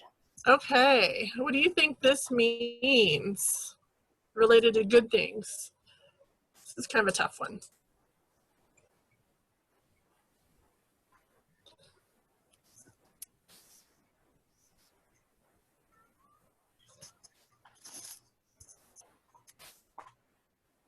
You can go ahead and click the answer if you want, Savannah. Okay. That's a tough one, but this is one way that people can use this, is to create online support groups or maybe a study group, especially now that things are virtual for a lot of you. You don't just have to use social media for those one hits and those one posts. You can use Zoom like we're doing just to catch up with friends, or create like some sort of an online group to support people who maybe struggled with virtual learning, or who love sports but can't do sports, or even just to support causes, kind of backing up with that. So yeah, you can, try to think of positive ways to use social media to connect with people and support people in those kind of group fashions. Okay, thanks for picking that one. Yeah. How about Prithvi? Did I say that right? I'm just booking through there. Yeah. Right. I'll do the bad side of social media for 500. Bad side.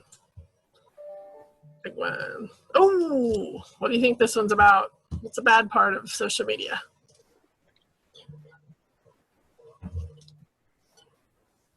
maybe like how it affects how others look at you. Right. What do you think your reputation means? What do you Like consider as your reputation? How do you want your reputation to be? you want it to like stand out, you want it to be good, but then then social media might affect that in a bad Right. way. Yeah, right. So we all have a reputation that others think of us. You want it to be some people regard you highly, they trust you, they have great impression that you're very credible. But what you do and put out there on social media, sometimes it just takes that one post, and that's why we're saying, some people with all that's going on with the platforms and Black Lives Matter, and there's a lot of diversity out there. If you say something really harmful, people see that and they may just think that's your whole disposition and really kind of write you off as a good person. So you just really want to be aware that how you act on social media does affect your reputation. Okay, somebody else want to pick another one? Time for a few more. Who hasn't said anything lately? Madeline, we'll let you pick one. I'll do the good side of social media for 300. 300. You want to take this one, Savannah? Yes, I can. Oh, that's my favorite one. What do you think that means, Madeline? I think it means you can like express yourself on social media. Like maybe someone in real life, they don't really have a platform to like put their creative pursuits. So the good side would be like showing off like say a song you wrote or like a piece of art. And yeah. Perfect. Perfect. Yeah, you had it exactly right. Social media is a great way to find those communities of people and then also share stuff that you've created and just kind of create that community. I do that too. Do you? Yeah. It is sometimes hard to get up on stage, right? And to do it live. But when you put it out there and you start getting that feedback, people are like, oh my gosh, you're so smart. You're amazing. That's beautiful. It really does kind of help boost your confidence in a different way. Mm-hmm. Awesome. All right. We probably have time for one more. Yeah. Camille, you and your puppy dog, why don't you guys pick? I saw you had that big old dog in there earlier.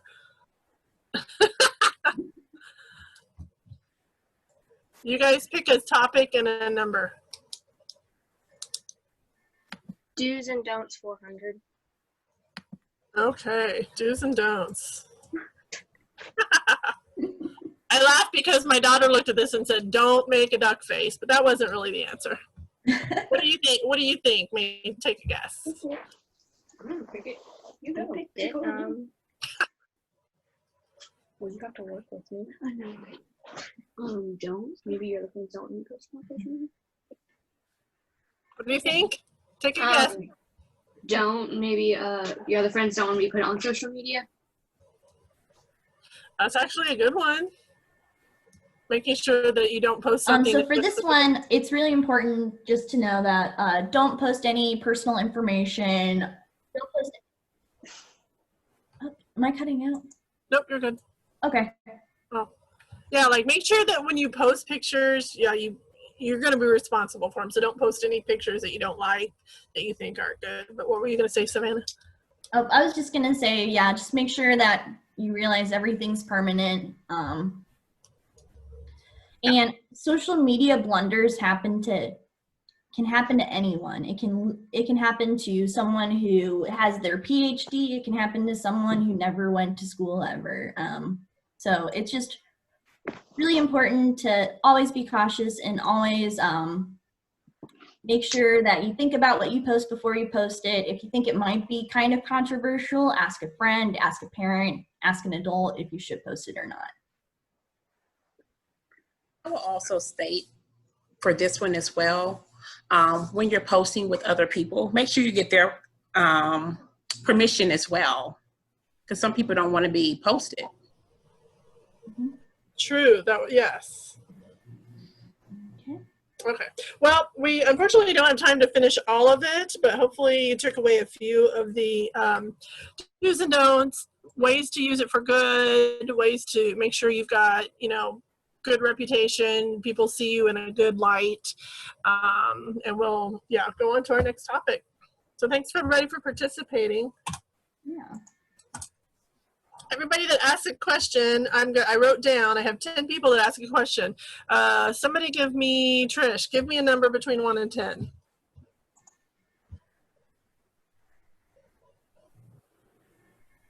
Trisha, are you there? I think she's gone. Okay. Somebody else, staff. Laura, give me a number between 1 and 10. I'll give it 3. All right, Sharon, thank you. 3. That was Arden. So Arden, you can get a gift card. Thank you. What'd you say? I put everybody down that asked a question or participated, and then we kind of drew a name. So Arden, your name got drawn. Thank you. You're welcome. Okay, we're done with ours. You can move on to the next part. Savannah. All right, and actually, I am presenting our next presenter. So we have Fiona Sasson with us. She is the Population Health Director at Missouri Western State University. It's a university up in St. Joe.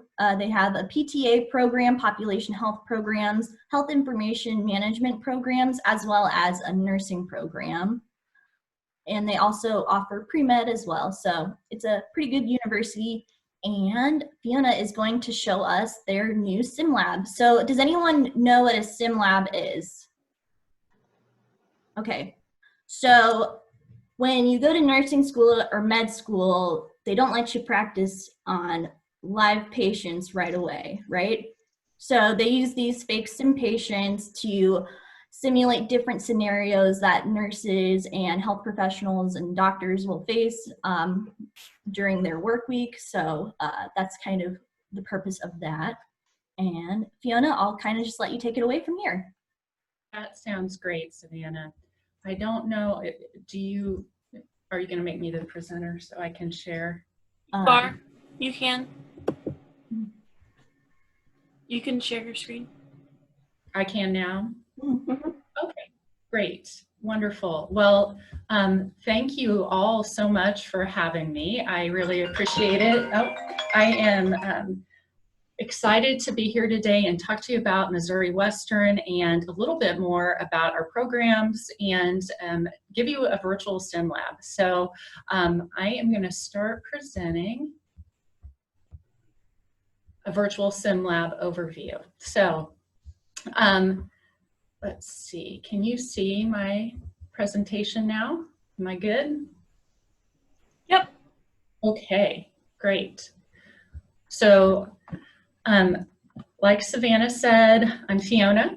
I am the endowed director and assistant professor for the Population Health Management program at Missouri Western State University. I direct population health, and maybe some of you have heard of something like public health before. That might be more similar to what you've heard of. It's not like a direct clinical work. We have that program and several others. I'm going to just tell you what their names are and a little bit about them. I teach for the population health program and our graduate and undergraduate nursing programs. And I also am I direct, co-direct our Center of Excellence in Applied Healthcare Learning, which might mean nothing to you all, but I'm going to show you our simulation lab. And what that is about is applied healthcare learning. So Savannah said that in healthcare, you don't just go out and start practicing with people. And that's if you're going into medical school, if you're going into nursing, even my program that looks at a lot about analytics and data of electronic health records, we let you have chances to practice so that you get to understand what it's going to be like when you're actually working in that profession. So a little bit about me. I am an alumni of Missouri Western, and I went to our nursing school. I have a social work degree too. I've always worked in this region, and we have been really lucky at Missouri Western that we have multiple different programs to choose from. So today I just want to tell you what those programs are. Then you're going to get to the fun stuff where you're going to see what a real sim lab looks like here on campus. And we'll do that sim tour. And then we'll have a few minutes for question and answer because it might be new to you and you've never seen a simulation lab before. And I didn't know, did any of you say if you've ever been in a simulation lab or heard of what it is? So Lauren, I see you're raising your hand. Anyone else? You might have to chime in because I can't see everybody. Okay, and it's a couple of people have raised their hand. So this might not be new to you, but I still think it's fun to walk through. I remember back when I was in nursing school, I wish I would have had these types of facilities. So first of all, Missouri Western State University, we're located in Northwest Missouri. Our main campus is in St. Joseph. It's a city of about 76,000 people. We are about 5,300 is the number of students who attended last year at Missouri Western. We are the home of the Chiefs training camp, so go Chiefs. I hope there are some Chiefs fans out there, but they come every summer. We were unfortunate this summer because they couldn't with COVID, but we're hoping they'll be back next summer for our training camp. So that's a little bit about Missouri Western State University. We have these programs that I will just tell you about really briefly. I won't go into a lot of detail, but just to give you an idea. First of all, healthcare is changing so quickly. By the time you all are going to a university, it is going to change even more. Technology has really redesigned the way healthcare is delivered. And you're going to see some technology with the sim lab, but not just in that way. Healthcare is considered, I think, the most wired or the most aggressive industry really in technology. We use it for procedures. We use it for as far as equipment, but we also use the electronic health record, which now we have more data than we have ever had at any time in the history of healthcare.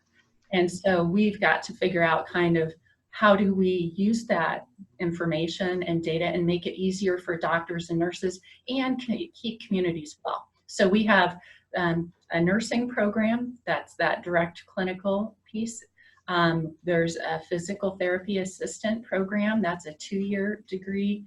If you're interested in physical therapy, we have health information management, and that's more about the data in an electronic health record and the safety and security of that information. I just heard you talking about social media and how you have to be careful kind of what you're posting and that kind of thing. With healthcare, we have all of this data and all of this information, and we have to be careful that we adhere to privacy and safety guidance with all of that data now. So that requires a new group of individuals. Population health management, we were really the first in the country to start a population health management program. It's more than public health because it pulls in a lot around data and analytics, but also the medical sociology piece where you advocate for people and change policies in your community to keep your communities well. So that's really a program if you're interested in really making big system change and working with community partners to prevent illness. It is a great program. There's our Bachelor of Social Work. In Missouri in general, there is a huge shortage of social workers, and mental health is really critical to your overall health. And then we also have health, physical exercise, and recreation. That's just within our School of Nursing and Health Professions. We also have biology and our pre-med kind of track as well. So I will say with nursing, I think our 3-year average first time, so when you get out of nursing school, you have to take an exam called the NCLEX, and our average over the last 3 years, first time pass rate has been, I think, 95 or 96, which is exceptional.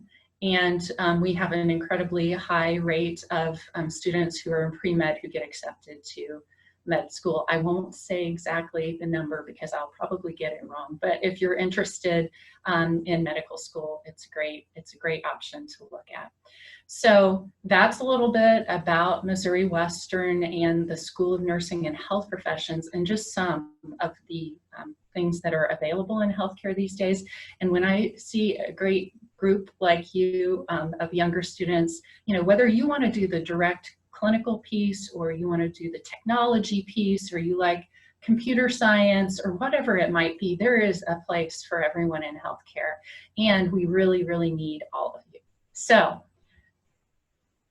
next, I'm going to have you meet Tracy. She is our simulation lab coordinator. So we recently at Missouri Western, through a grant, were able to get updated technology for our nursing sim lab. Now, we have other simulation spaces, and I'll talk to you about that, but really the tour is of the simulation lab.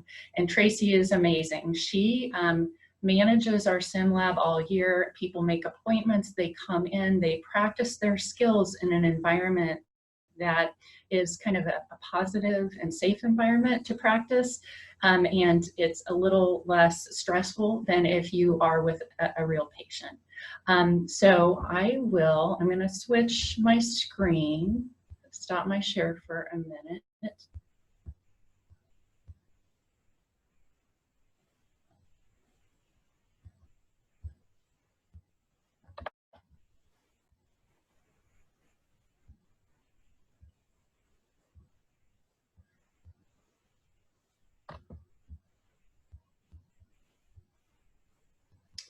Well, bear with me. Oh, here, I think I found it.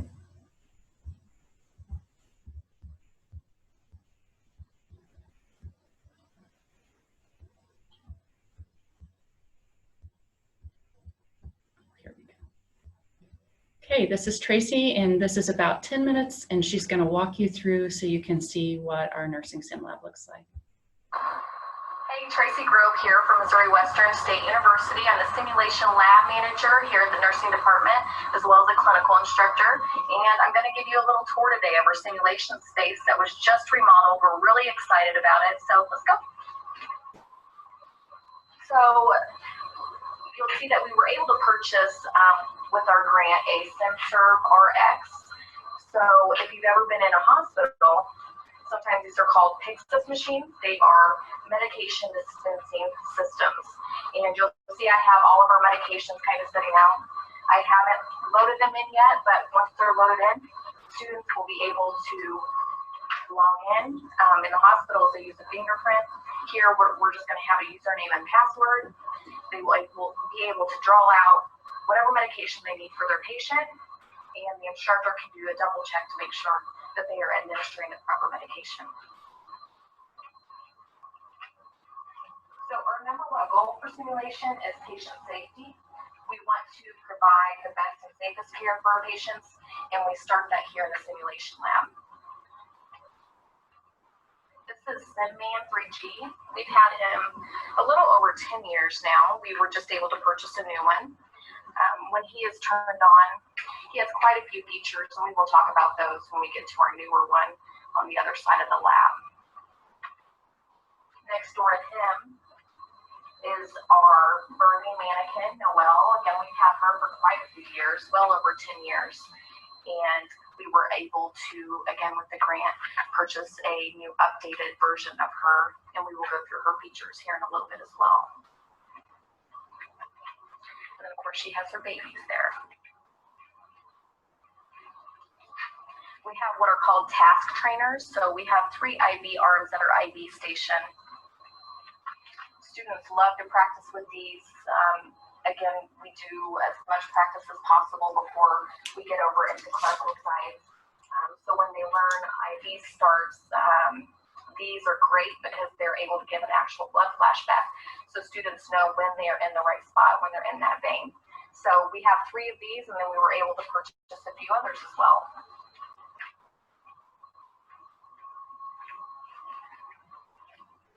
You can See, some of the rooms here have a microphone that hangs down from the ceiling.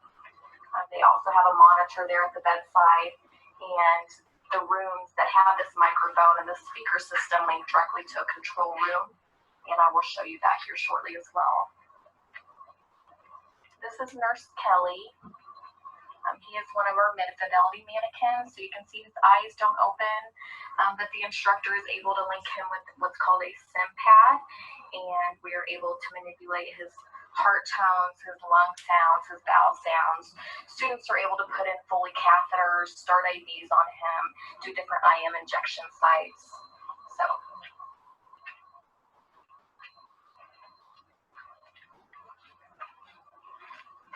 our linen car, and we have a vent for any patients that are intubated. We work a lot with that in our adult health 2 or our critical care class. This is the control room that I was talking about. We have 4 rooms out in our sim space that link directly back to this control room. So our instructors are actually able to set in this control room and watch students from this space, and it live feeds directly back.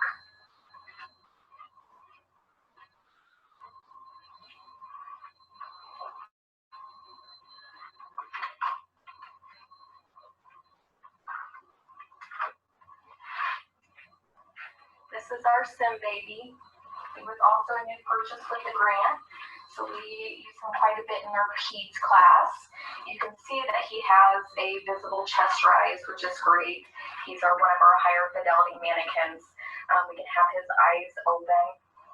He has that spontaneous breathing and variable rate, depth, and regularity.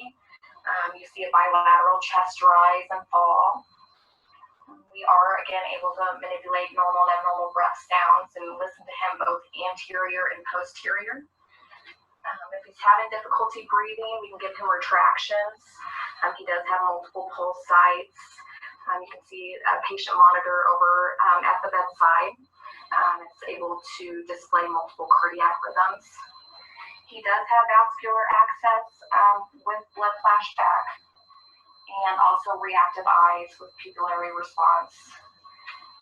If you ever get a chance, when it's safe to do so, and you stop by the lab, you'll have to kind of check out his skin, because it's unlike any other mannequins that we have. It's almost pretty realistic. So if you ever stop by to tour the lab, you should check him out. He's pretty neat. He does have a fontanelle, and again, the facilitator can manipulate that to be normal or even bulging.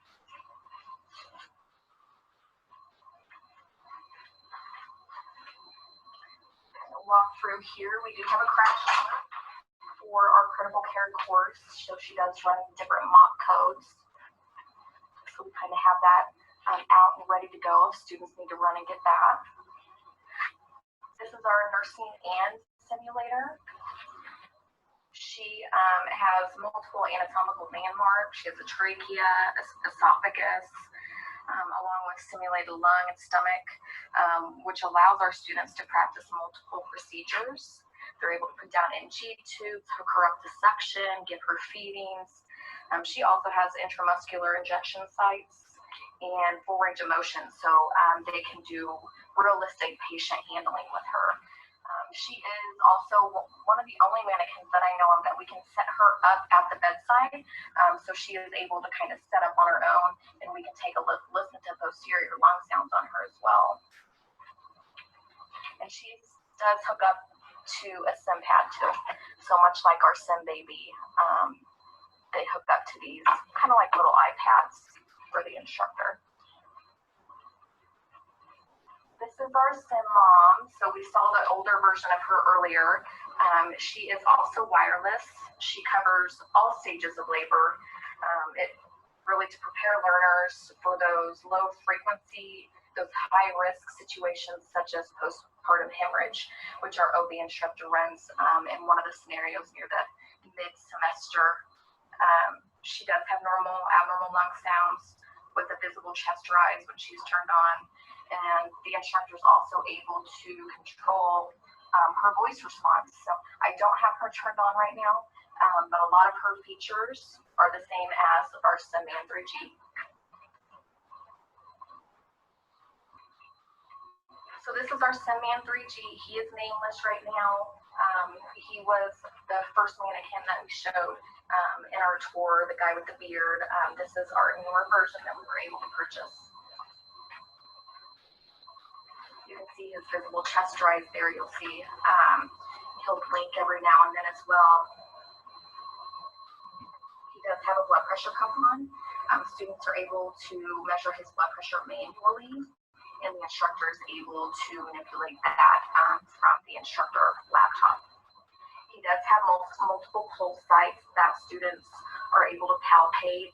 He has brachial, radial, carotid, posterior tibial, femoral.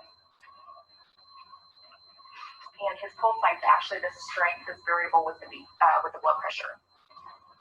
He does have an automatic drug recognition system that identifies the drug and the dose that the student is administering, again, patient safety. And he actually has physiological responses to that medication that they're administering.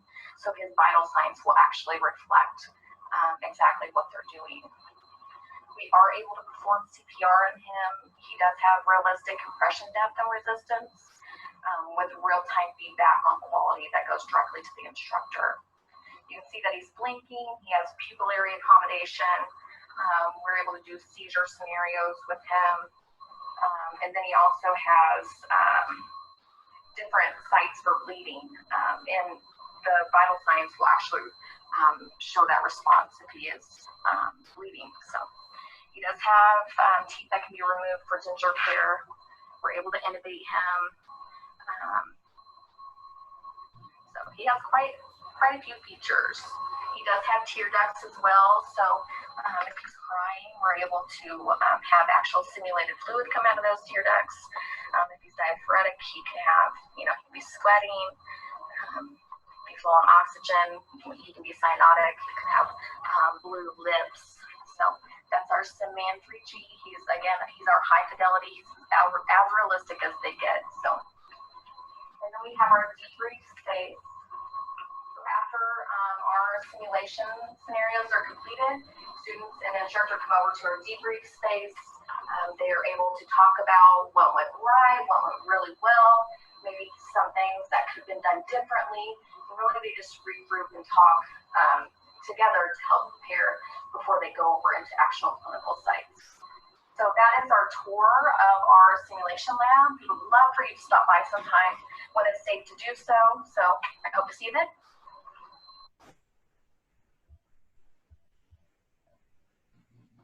Okay, so any thoughts right off the bat?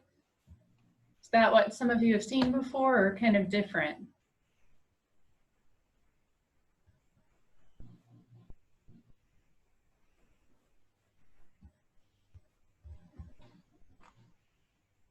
Anyone? I went to a sim lab before at SLU, and we got to like draw blood from big arm, like they have at the university. That is wonderful. I think just they showed the arms. They actually, I don't know if you could see in the containers behind, they had the fake blood. You can actually get the chance to see what it feels like before you actually do that with a real patient. So it's just a great learning environment. And Missouri Western, we're the applied learning university for the state of Missouri. That means we really focus on hands-on and want you to have an opportunity, because sometimes that helps with learning and it makes it more exciting. And so I think that's important piece. I'm going to try and resume. For some reason, my slideshow won't resume, but I'm going to try and show you a couple of our other sim spaces.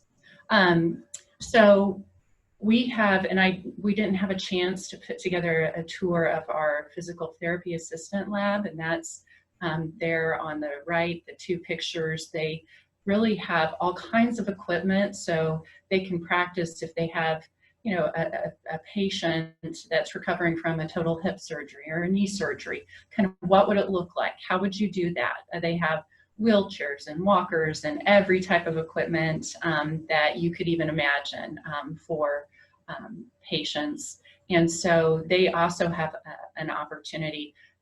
I always talk about with population health and analytics, I not only need use of the nursing sim lab, but also a virtual lab. So we've updated our facilities with laptops and technology as well. And then our social work department, they actually, and I didn't get a chance to take a picture of it, but they also have a couple of rooms that you can go into and practice counseling sessions, and the instructor is there, you know, looking from outside and giving them feedback through an earpiece. So a lot of different health professions have simulation labs, and so those are just a few of the spaces at Missouri Western. And like Tracy said, we hope sometime you can come and visit if you're interested. And so I'm going to stop now. I see it's right about on time, but I wanted to leave a couple of minutes, if that's okay, in case you have any questions or thoughts. Well, one student asked how many students are allowed in the sim lab. Do you guys have any new restrictions now? Are you doing any in-person stuff due to COVID? And if not, when you're going to start that, and how many students are you going to allow? Sure, absolutely. We're having to follow CDC guidelines and restrict the amount of students that will be in the lab. Of course, if you're watching the news and media, things kind of are happening on a daily basis. We're watching those county and regional COVID rates, but I know that the actual nursing leadership went through yesterday and they're making those final decisions. Some students will be allowed in the simulation space simply because we can't necessarily always be out you know, in the field as much. So we're looking at how we're doing clinicals, but it will be, you know, a small enough amount that we can have social distancing and maintain CDC guidelines. So absolutely, every space is being, you know, every space, all of our policies are being redone. Great question. Not really related to the sim lab, but could you talk about the different ways you can become a nurse? Because I think there's the sim route, the RN route. Yeah, absolutely. So I actually just spent the morning with some students who are working on getting their CNA. And then if you started with a CNA, you could, you don't have to have a CNA. You could, though, do an LPN. So that's more that 2-year nursing degree. There's a traditional BSN program, or Bachelor's of Science in Nursing program, and that's what I did. That's 2 years of just your prereqs and so forth in school, then you apply to nursing school, and your last 2 years are truly all nursing courses you go through with a cohort of students. So some degree programs, you know, you're not necessarily with a group. With nursing, you're with that group the whole time. We have masters in nursing programs as well. We have an educator track and then a leadership track. There are RN to BSN, so some nurses who have an associate's degree going on to get their RN. We need all of them, right? So we need CNAs, we need, you know, every one of those positions in Northwest Missouri. And so we're excited. We've actually expanded our nursing program by 10 chairs. We usually have 50 that are accepted per semester. This year we are starting with 60 in each semester because the regional is so big and we need that. That's awesome, Fiona. Would you mind stop screen sharing just so we can kind of see your face a little bit bigger? Absolutely. And we have another question about, and I guess piggybacking off the question you answered earlier, like, so on a typical day, how many students would be in your lab? And how long do these students have to work in the sim lab before they can work with real patients? So because I am not as in depth with the nursing program. I can't tell you, well, I can tell you that they start clinical rotations out immediately once they start in the program. So they might be going into a nursing home setting, or whatever setting it is that semester. They always have rotations in OB, peds, mental health. I know they are at nursing homes, and then at the hospital setting as well, just on med-surg floors. So they'll be doing that. However, when they're first starting, they may not be doing something like trach care or cathing a patient. They can practice specific technical skills before they would ever be practicing as an RN. So, you're not necessarily going to be out drawing blood right away when you're a student nurse, but this prepares you for when you have graduated and you've passed your boards, or you've gotten further along in the program, to do whatever skill it is that you're allowed to do within scope of practice.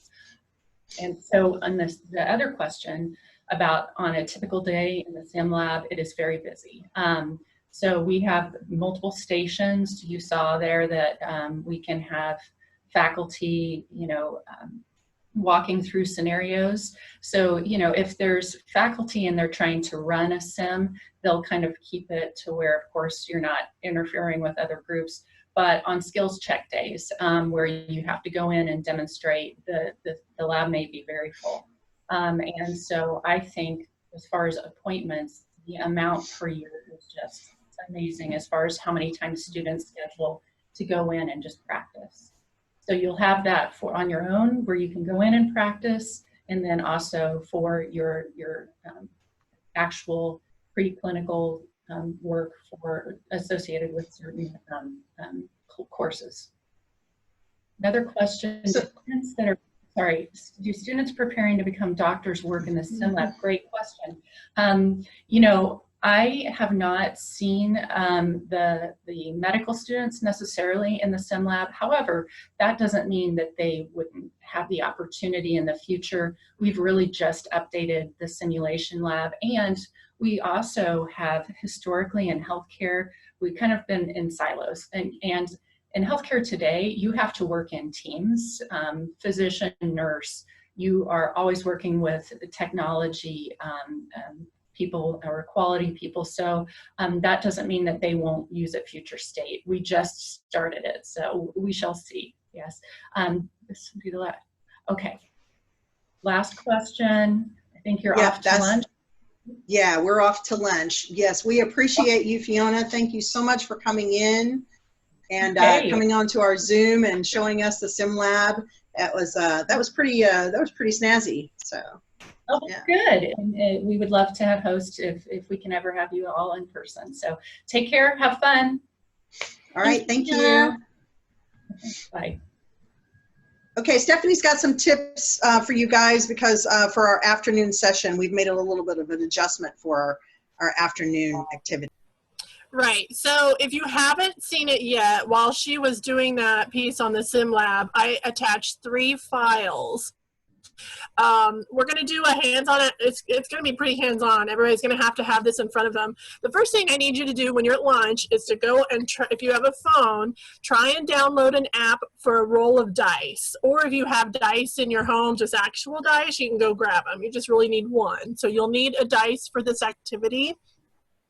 The second one is there's 2 sheets. How many? Raise your hand if you have access to print something over the lunch hour. Okay. If you don't sweat over it, but there are 3 things. One of them is called the marker sheet, and that's just kind of a 1 through 100 way to kind of keep track of some numbers. You can either print it off or just see what it looks like, and you will need paper on hand if you can't print these. And then the other one is called the last profile sheet, and it looks like, let me find it.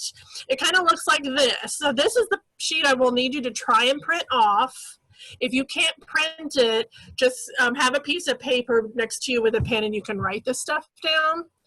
And then the last one are some instructions. And if you guys will print those off, it's just going to tell you over the lunch hour with your roll of a dice how to build your profile. So you're going to roll a couple times. It's that third worksheet that says, oh, which one is it? Profile. Can't see. I stopped share. Got that one. Anyway, don't sweat too much if you don't get this done. We'll go through it really, really quick when you get back. But if you have time, download the DICE app. Try to print out the one that says last drop profile sheet. The first one that I printed and sent you at 11:45, that one's just instructions to build your character. So does that make sense? A little confusing? Okay. Where do we find the sheets? So they should be attached. Can you guys, in the chat box, you guys should be able to see them. Are you able to download them? If you scroll back, like on mine on a desktop, it says open the file. Yeah. So you can open it and it should pop it open. Two of them are Word documents and one of them is a PDF. So is there anybody that can't open something in Word? Okay, great. So you guys are all good. Okay, so you should be able to open those and then you can either save them or print them, do whatever you need to do there. So I just added it again. So if you can't scroll up and find it, you should see it. Last profile. Yep. So go have some lunch, grab you some dice, download the app, grab some paper if you can't print anything, and then we'll have an interactive activity when we get back from lunch. And then don't forget at 12:30, if you want to grab a neat, you've got someone coming at 12:30, right, Trish? Yeah, we have dental for our lunch and learn. So grab some food real quick and come back, and you can eat while we're learning about dental careers. So okay, all right. We'll see you guys in just a few. Oh, sorry, your question. Are the sheets attached to a link in the chat or? Yeah, they're part of the chat. She sent them. Oh, it looks like the second time you sent it, Stephanie, you just sent it to me. Oh, just sent it to you. Okay, sorry, we were. Yeah. Okay, let me send them all through one more time. One is the marker sheet, and that just is a way to keep track of your points on paper and grab a penny or something like that to mark. Mm-hmm. The second one is your profile, and that's what you're going to build your character on. And then the third one I attach is just going to be the instructions on how to roll the dice and build your character based on your roll. If you roll an even, you're a girl. Odd, you're a boy.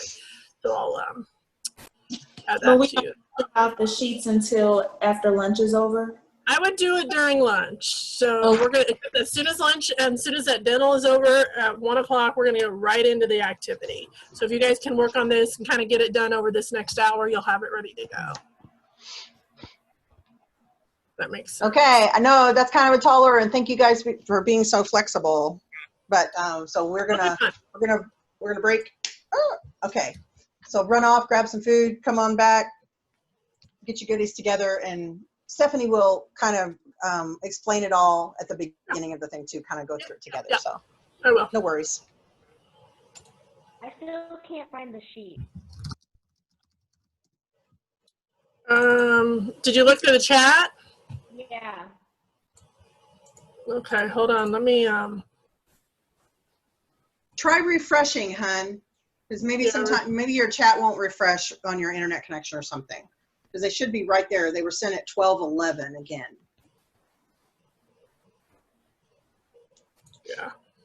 Emily Schneider says she doesn't have Word. That's okay, honey. These are PDFs. So you should be, the PDFs are at the bottom of the chat. You should be able to get those. I can't find them either. Okay, then just do a DICE app and we'll walk you through it when we get back. Okay. No worries. And make sure you just have paper, like a notebook or some paper on hand when you get back. Super flexible.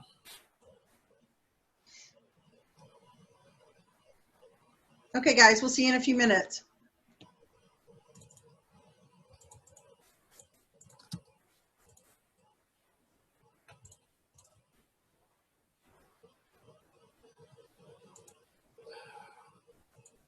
So it's just the profile sheet and the 1 to 100 sheet?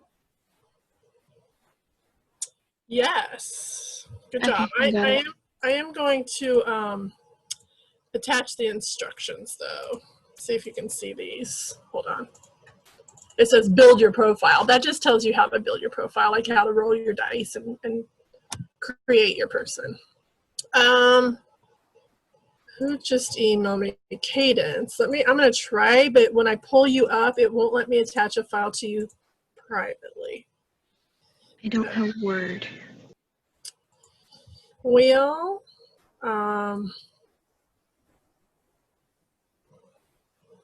what can you print from? PDF.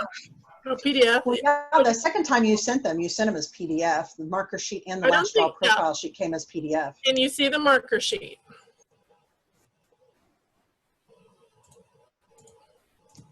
Yes. Okay, so that one works for you. Let me save this one real quick as a PDF. Oh, shoot.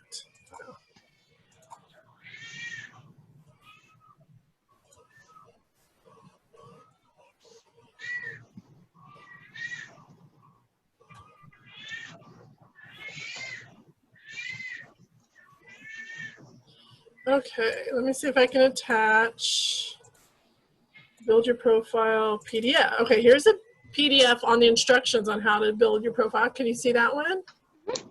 Okay, so you should have there's just three things. There's the marker sheet, the profile sheet. And the build a profile sheet. Yeah, this is what your profile sheet will look like. If you can't print it off, I can leave it up here for a few minutes. This is just, you just need to be able to write down your gender, your race, and your socioeconomic status. Yeah, I have it off to the side currently. Oh, yeah. Or if you're watching Zoom, you can pull it up on your laptop if you're watching the Zoom on your phone, however you guys need to do it. And the marker sheet is optional because as you build a profile, you'll get so many tokens, and usually we use real tokens or jelly beans or something. But since I don't have that, you guys can like circle however many you have or make X's, or just write down on a piece of paper. This is super low key. If you can't print it, it's no biggie. All right. Anybody else having issues they want me to help with?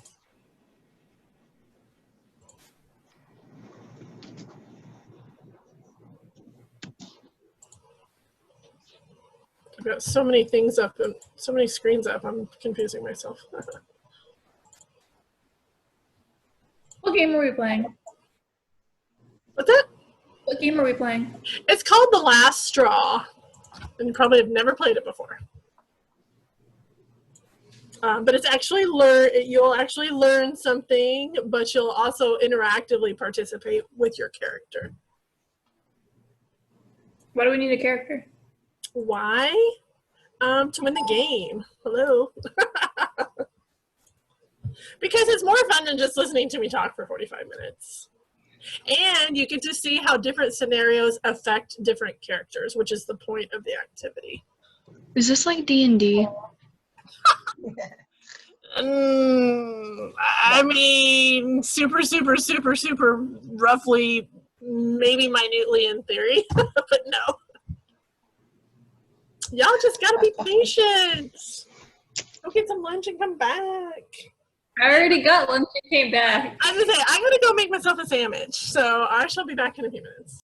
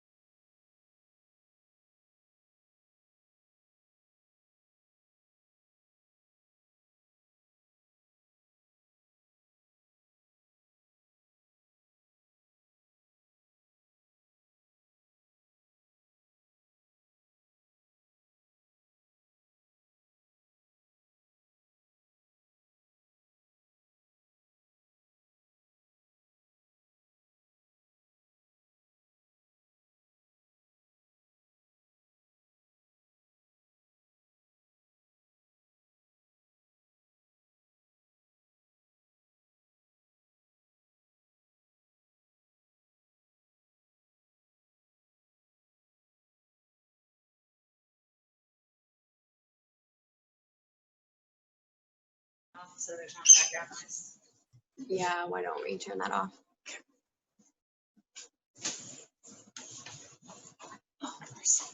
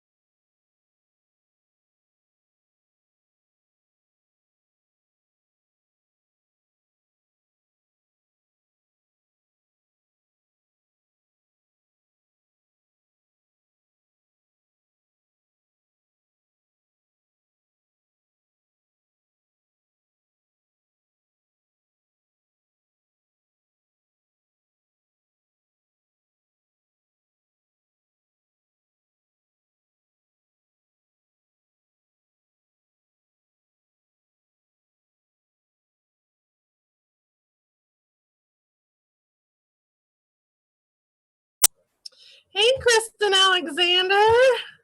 Hello. I haven't seen you in forever. Look at you, all dentist now. Yeah, it's hard to believe. Oh my God, that was a long road, wasn't it? Yeah, that was a long time ago. Excited. Yeah, so how's it going? Good, good. How about with you guys? Huh? How about with you? Same old, just teaching the kids, talking about health careers. Now, are you still in Kansas City? Yes. Very nice. Anything new in Kansas City with you? What is that, KCUMB? I know they're doing a dental school like down in the Joplin area or something. Yes. And then UMKC, literally same old. Nothing new with them. So yeah, I think my host is has a bunch of FQHC, so we've got several dentists working for us. One of them was an ACES student, so that's kind of fun to finally get her back to practicing. How about you? Are you married? You're married now, right? Yes, I still go by Alexander, but yes, we've been married 2 years now, a little over 2 years. So, do you like being back in that area? Yeah, my husband is from here. We went to high school together. We've been together since high school, pretty much. So have you met Megan, the new director down there?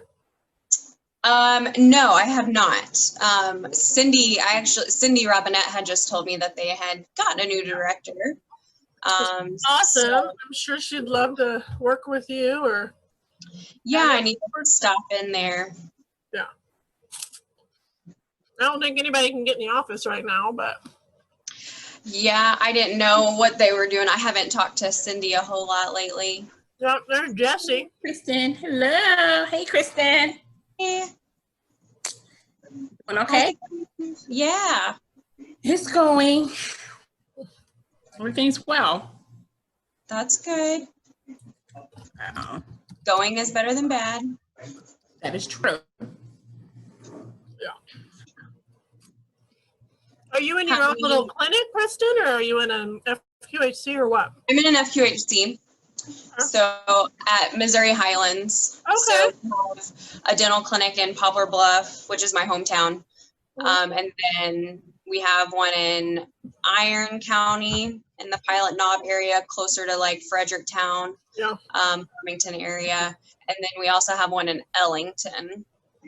Are you doing we have a mobile unit too that goes to the schools. Yeah, sounds like it's got a lot going on. Goes Are to you the doing loan schools. repayment? Am I doing a lot of what? The loan repayment? So that's funny. So I had gotten the Primo loan in dental school. And so I was working that off. I was supposed to be done with my first 3 years of that in August, but COVID happened and I was furloughed for 6 weeks and not working 32 hours. And so that extended my contract because I had gotten accepted to then get an extension and get another 2 years. But because they had to extend my contract, so now I'll go a whole year without any help. But hopefully I'll be able to reapply. But no, I'm not doing National Health Service Corps. As long as Missouri Primo still has a program, I'll probably stick with it. Yeah, that's good. As long as you're getting something. Yeah. Julia, did you have a question, Julia?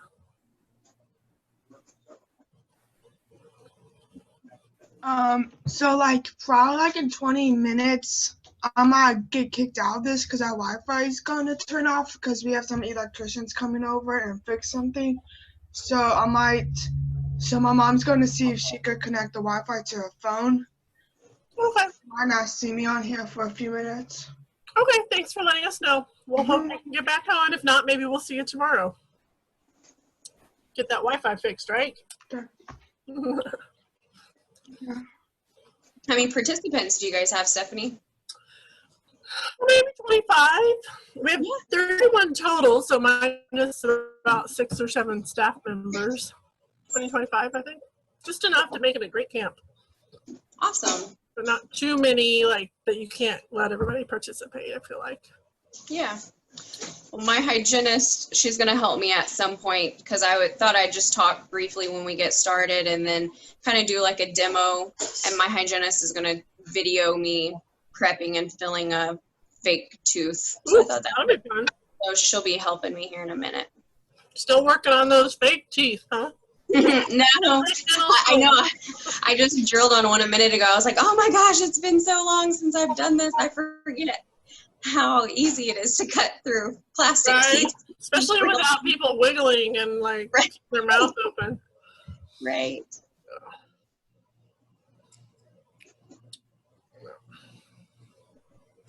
I had came on earlier when you was asking about Megan.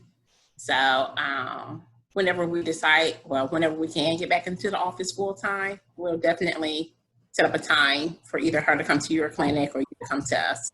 Yeah. Is she from the area or where's she from? She's actually from Jackson. Okay. So she'll be in from Jackson. Okay. I'm up that way quite a bit. That's where my niece and nephew go to school. In Jackson. I remember your face. It's been a while, but yes. Hi, Heather. How have you been? Good. Good. I'm Thanks. glad you're able to join us. That's fun. I read your name and I was like, wait a second, I knew her. Yeah, I think you were just starting when I was doing the recruitment coordinator position. When I was actually started working. January 2012, so I don't remember what year that was. Yep. So I had graduated with my bachelor's degree in 2011, and then I worked for AHEC from then until I started dental school in 2013. Okay, I remembered it's been a while, but I was like, hey, I knew her. Yeah. Awesome. Yes, ma'am.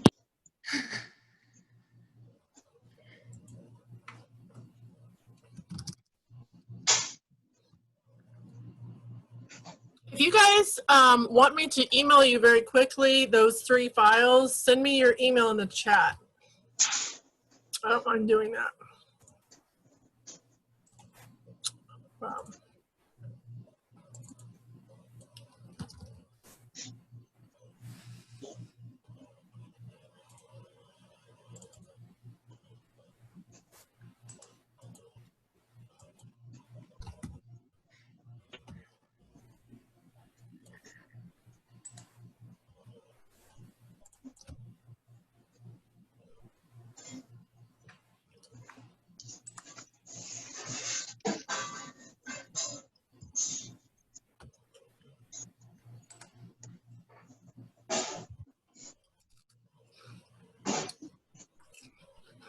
That's up to you.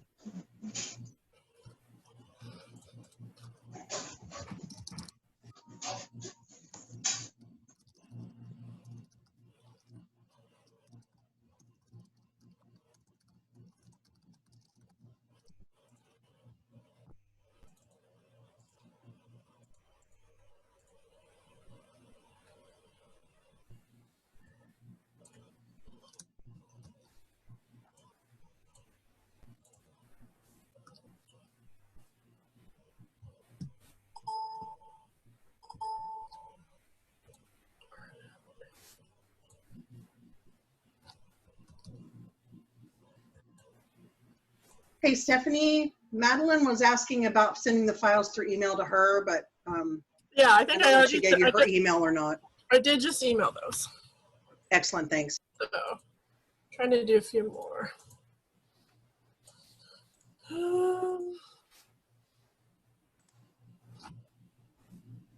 gotta write this one down. Arden, I'll get you here in a minute. Gmail.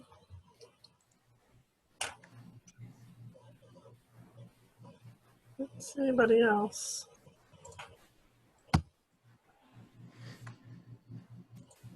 It looks like everybody might be back on. They don't have their videos on yet. So if you're still back on here, if you guys could turn your video back on. I know we don't want to see each other chewing, but it's okay. I know. I swear I'm always eating on Zoom calls. I don't know how it works out. Right. Every meeting I've ever had, I'm either late eating lunch or I'm early, and then I'm always eating when I'm online. Awesome. I feel like that's all I've done during quarantine anyways. Yeah, so let's put our videos back on so Dr. Frey can see our faces and she can talk to us. So cool, awesome. Okay, take it away, folks. Okay, so next our speaker will be Dr. Kristen Alexander Frey. A little bit of background about her. She was a 2008 graduate of Poplar Bluff Senior High. During high school, Kristen was accepted as an ACES scholar and participated in the AHEC program from her freshman year of high school all the way through college. Following receiving her bachelor's degree in biomedical sciences, Kristen worked as the recruitment coordinator at SEMO AHEC prior to starting dental school in 2013.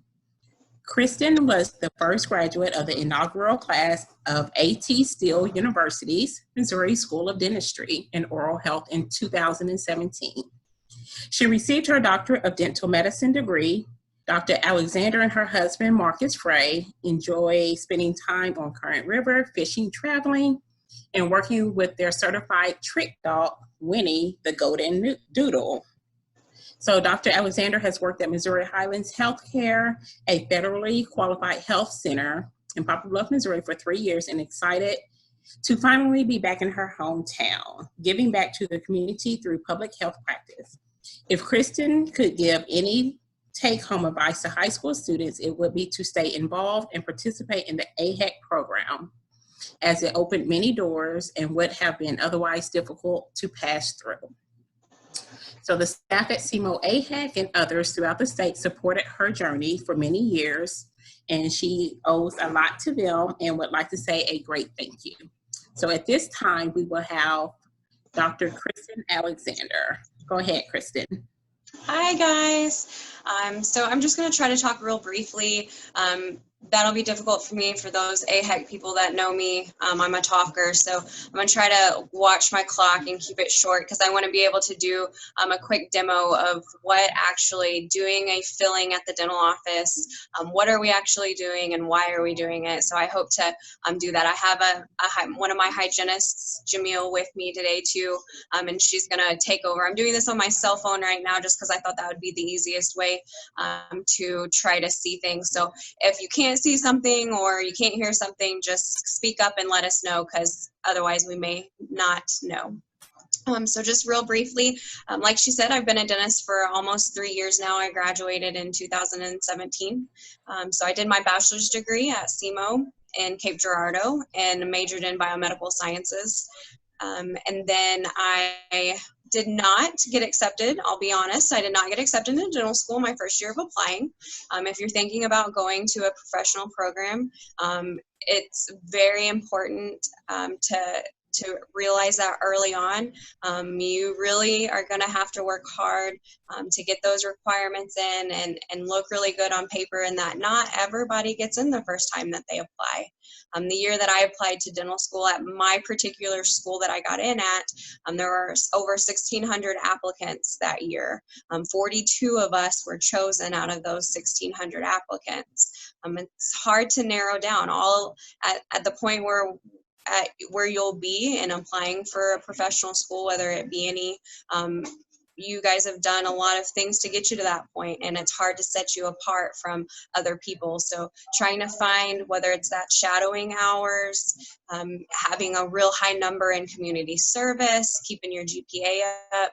The schools look at all of that when they're picking applicants. So find something that's your niche and make it be what stands you apart.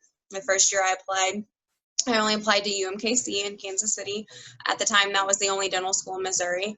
I kind of had my thoughts set on just staying in Missouri, so I didn't apply to any other schools out of the state. The second year I applied for some other schools, and then ultimately chose to go to the new dental school that is now open in Missouri, in Kirksville, Missouri, with AT Still, and went there and had a great experience, and would recommend it to anybody that's looking at dental school. UMKC is also a great dental school in Missouri. But don't just set your thoughts on having one thing chosen. Open the doors, have a backup plan, because it doesn't always work out the first time. That, in a nutshell, kind of is the path to going to dental school. You have to apply. You have to take an admissions test. So there's an admission scoring. Every dental school in the state of Missouri, in the country, uses a centralized application process. I think they still do. It's only been a couple years that I've been out of school, but I'm sure it's still the same. You apply to one location, you send in your application, you send in your work experience, your shadowing hours, your community service, your college coursework, your GPA, and your admission test scores, and then you tell them what schools you want to apply for, and then you send that in, and then there's a national acceptance day. Usually December 1st is the national acceptance day, so everybody's sitting around on December 1st waiting for that phone call from any of the schools to offer acceptance. You usually will go do an interview prior to that day. A lot of the dental schools do interviews all year long, and then you go and get accepted. So salary wise, I know that's always a question for people, especially in this age group in high school. That's kind of a big focus. In Missouri, for dentists, the average typically falls between $134,000 a year and $176,000 a year. There are a lot of different career paths you can choose to go through. You can be a private practice dentist. You can work at a clinic that is owned by a private corporation. Those would be things like Aspen Dental that you may have seen. Or you can also work at, what I work at is a federally qualified health center. So basically it's a non-for-profit organization that helps serve people in communities that are underserved, underinsured, and don't have great access to care. So at my clinic, I primarily see children 18 and under, and I primarily see kids who are underserved, underprivileged, and or we also take private insurance as well. So it's not just a certain population. I have exposure to any and anybody that wants to come to my clinic is welcome. So I like working with kids. Some of our other clinic locations see adults, but I primarily am pretty busy with just 18 and under. There are also, I don't want to just talk about dentists, but not everybody wants to go to college for 8 years, so I probably should have specified that. For dental school, you go for a 4-year bachelor's degree, and then it's 4 years of dental school. You can go on to residency programs if you want to do orthodontics, pediatrics, endodontics, which is root canals, periodontics, which is the study of bone and gum, gingiva health. There are lots of different specialties that you can go on after dental school to specialize in. For instance, orthodontics is usually about another 18 months after dental school.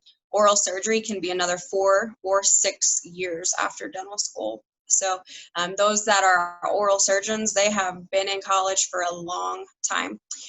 But there are also dental assistants. And in the state of Missouri, you don't have to go to a college or a training program to be a dental assistant. You can be trained off the street, which is what I did when I was in high school every summer. That's how I got a lot of my shadowing and work experience. Was I interned with a dentist here in town and worked for him as the dental assistant in the summers.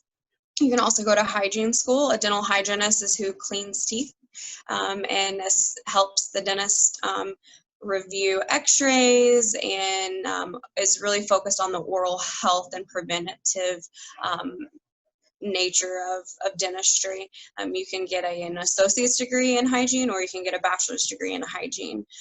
There are prerequisites that are needed before you go to like a hygiene program, but usually if you're a traditional student, you can get those prerequisites usually done in a year. And then you can apply to a hygiene program. On average in Missouri, a hygienist makes about $25 to $35 an hour. An assistant, typically, depending on their experience level and kind of what they're actually doing and what their roles are, can make anywhere between $10 and $20 an hour. So there are other options, not just being a dentist, that are great to help if you're wanting to be in this field and give back to patients. So I'm going to kind of stop there. I'm going to start doing something kind of fun and maybe interesting to you, and then hopefully have a few minutes at the end to let you guys ask any questions, okay? So first I'm going to show you an x-ray of a tooth so you can see what an actual cavity looks like on an x-ray and what I'm looking at. And then I'm going to drill on a tooth, a plastic tooth. This is what we learn our first couple years of dental school. This is what we work on to master our skills before they turn us loose on real live breathing patients. But I'm looking at x-rays when I have patients coming in for their checkup visits, and I'm looking for any dark areas on an x-ray, and I'm going to show you. Hopefully I can get everything turned around and be able to show you that well. Let's see.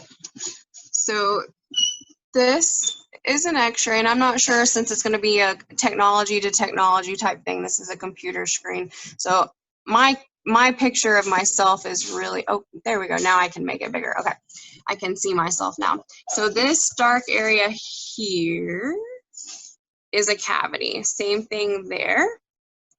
Same thing here, okay? This over here is a tooth that's already been filled before, so there used to be these dark spots on this, but that white area is now where there's a filling, and a filling is what we put into the tooth to replace the hole that the cavity actually made. Same thing going on up here. This is a filling that has been put in the place of a cavity. Those dark areas there are still cavities left to be fixed, okay? So this is in between the tooth. So this is kind of where you would be flossing at. This is the chewing surface of the tooth. This is the front of the mouth. This is the back of the mouth. So this is a wisdom tooth down here on the under the bone still. Same thing up here. This wisdom tooth hasn't come in yet. So these are adult teeth here. And I'm going to be drilling on a tooth as if I was fixing this cavity right here, okay? I'm going to turn the camera over to my hygienist, Jamil, and she'll kind of help show exactly. I'm going to go ahead and put gloves on just like I would.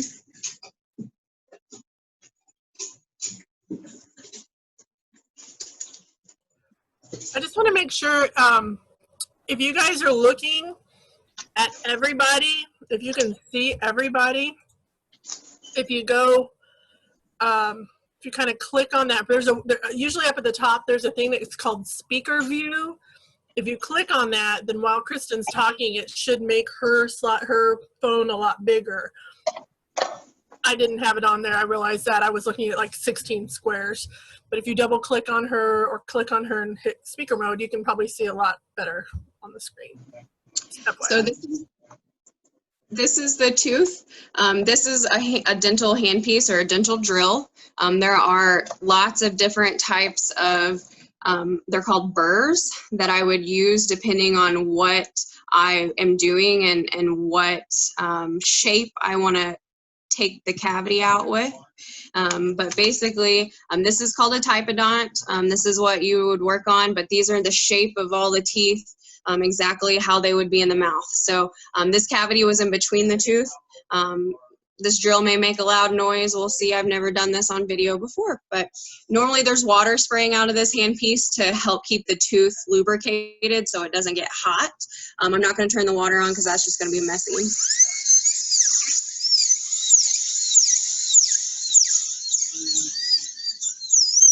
I wish we had like Telescent, because drilling on plastic teeth, it doesn't smell very good.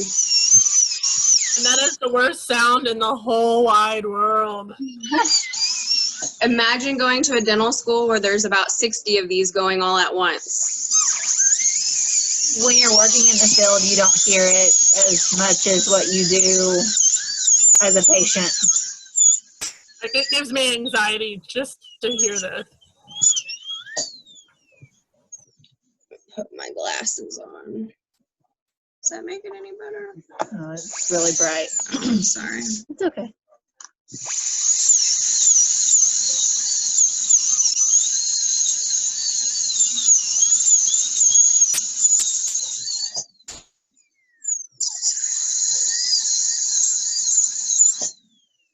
That's good enough. So basically, now of course it's kind of burnt. That's plastic, and because I wasn't using water. But basically I'm drilling into the tooth. This outer layer of the tooth is called enamel. The second layer of a tooth is called dentin. That's normally when a cavity gets into that second layer of the tooth called dentin is when we have to fix a cavity. If it stays in that outer layer of enamel and never breaks through, we can watch those for years. So if you've ever been to the dentist and they're like, hey, you've got a couple of spots, we're kind of watching them, that's why. It's because it's in that outer layer of the tooth and it's not moved into that second layer yet, okay? So that was just a quick, real, what we call a preparation. So basically I would have removed that fake cavity in there, and now I have to fill it up because we don't want to go home with a hole in our tooth, is what I tell the kids when they're asking me, well, why do we have to fill the hole up? Because mom and dad don't want you to have a hole in your tooth. So this is called a matrix band. There are every dentist does things totally different. There's 100 ways to fill a filling. So this is called a matrix band.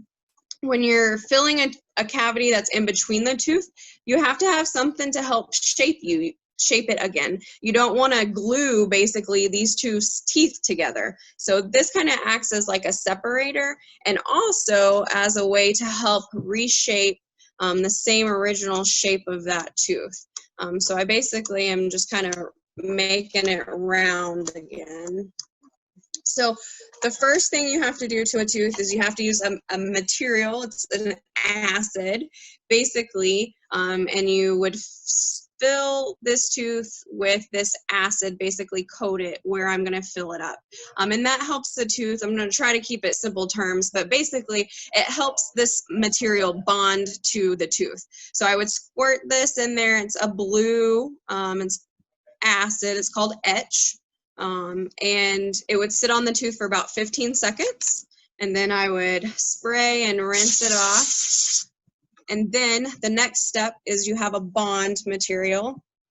And basically you use a bonding, almost like going to the nail salon. If any of you girls have gone and had like a gel manicure or fake nails done, they always put this material on your fingernail before they actually paint it. It's very similar application. So I would scrub the inside of the tooth with that material.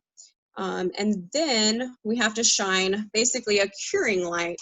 So same thing like the nail salon, you put your nails under that light. And it's really bright. I'm not going to shine it very long because I don't know what it will look like in the video, but when we're doing it in the patient's mouth, neither me, the dentist, nor my assistant should be looking at this light. So I shine it on the tooth for about 20 seconds. And then the very last step is called the filling material. So tooth-colored material is called composite. The silver colored material that you see is called amalgam. So this tooth colored material, it comes in lots of varieties. This is called a flowable composite. So it's very liquidy. I'll squirt some out here on the counter. But it's very nice to kind of go into the little bitty spots and little bitty grooves and kind of seal it off really well. So a lot of times that will go in the bottom of the filling, and I'll kind of squirt it in there. And it's going to fill it up.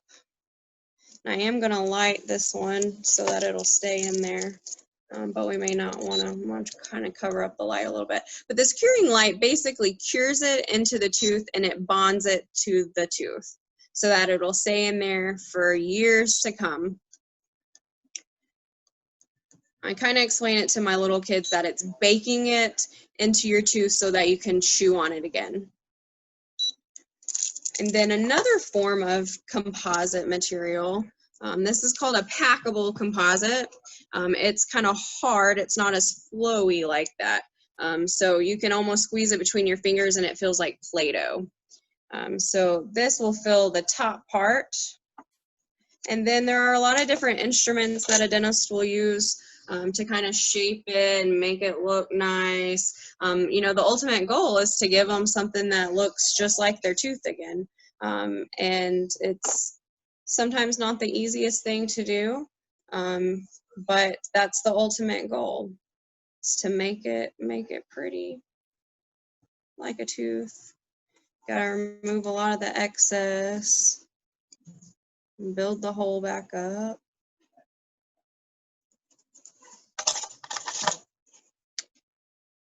It's a lot easier to do this when there's not a tongue and there's not spit everywhere, or you're not playing chase the tongue or chase the head with a 5-year-old that's bouncing around, which is what I do a lot of.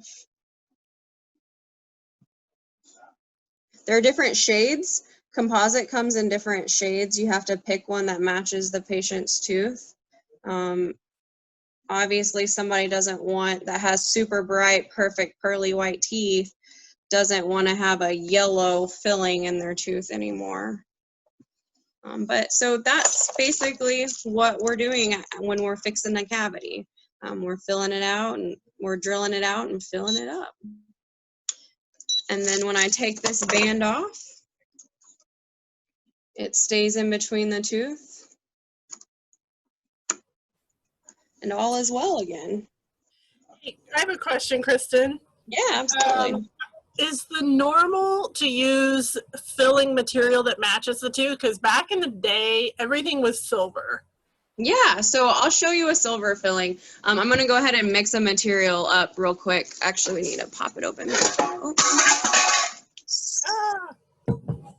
Our lids sometimes don't stay on. So I still use silver filling material. It has its applications. It's a good material. A lot of people don't want it now because of the appearance of it. It is still a great material to use. Okay.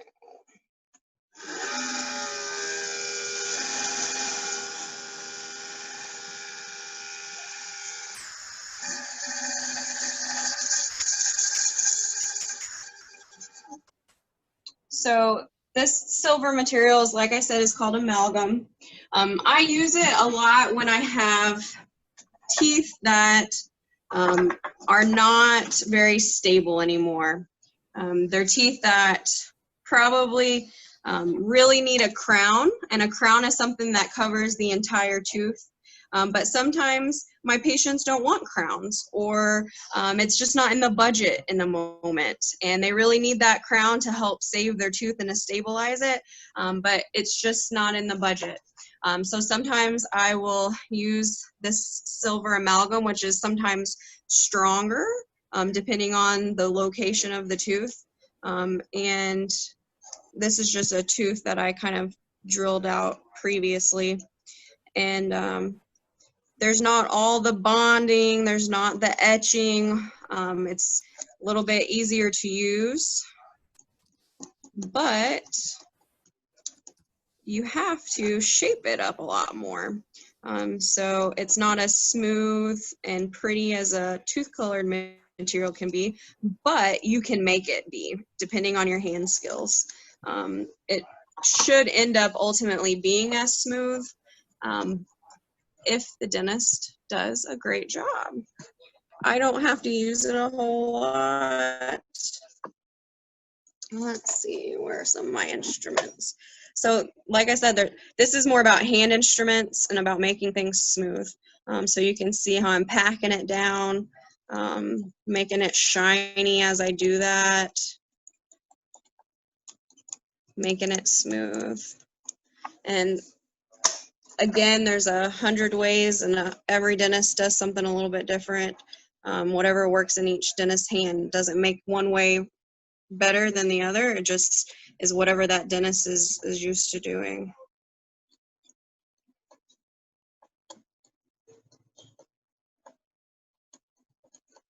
Does that kind of answer your question, Stephanie? Yes, when I was growing up, that's all I had were silver fillings.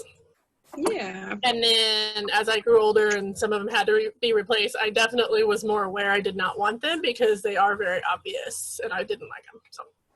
Yeah. So there are a lot of reasons why some people like silver fillings. There are different theories, medical theories out there for health reasons why some people don't want them. But there is scientific evidence that supports the use in dentistry still today if used in the right environment and for the right reasons. So that's basically how you would fill with a silver filling. So that's just a quick demo. I put my glasses on. A lot of us dentists will use these, what they're called loupes. There's a magnifier and a flashlight that help us see quite a bit better. This has like a 3.5 magnification on it, so the tooth is significantly more magnified in my glasses than probably about the same as what you guys are seeing on the camera whenever I'm looking through my glasses versus the patient being about 3 feet from me. I'm looking at it at highly magnified. So any questions or anything? I know we're coming close to time.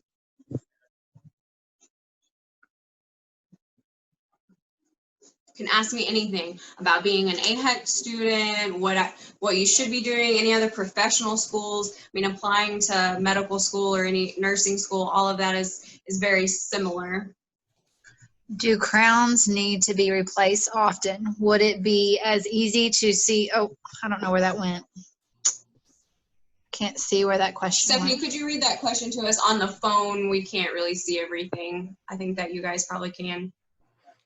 It says, do crowns need to be replaced often? Would it be as easy to see a cavity on a person's tooth as it was on the plastic tooth?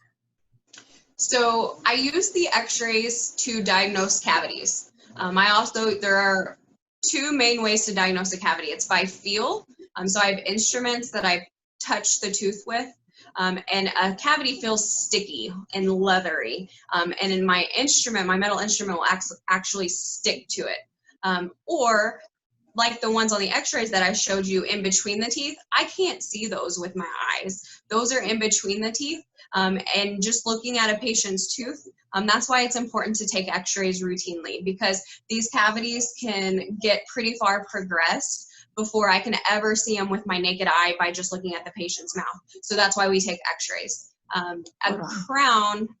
Are y'all still there? I don't know. The thing went off. Oh, yeah, I think it is. Oh, there we go. I think it just minimized. A crown, it depends. There's a lot of reasons why a crown has to be replaced.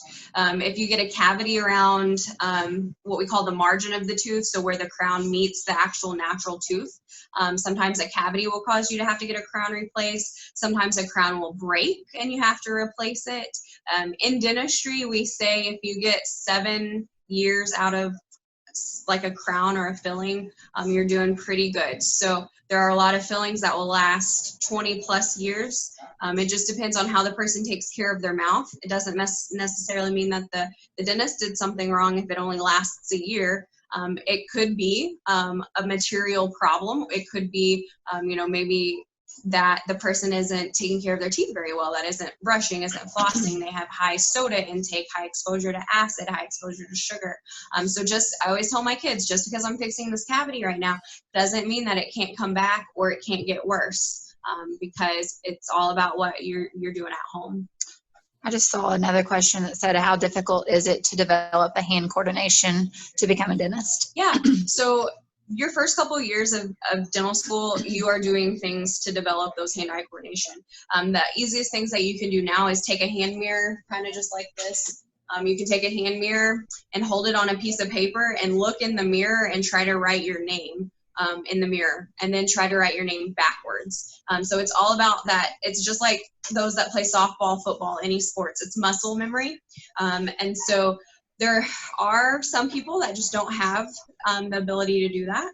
A lot of those will choose to stay in the profession, and they may be dental teachers.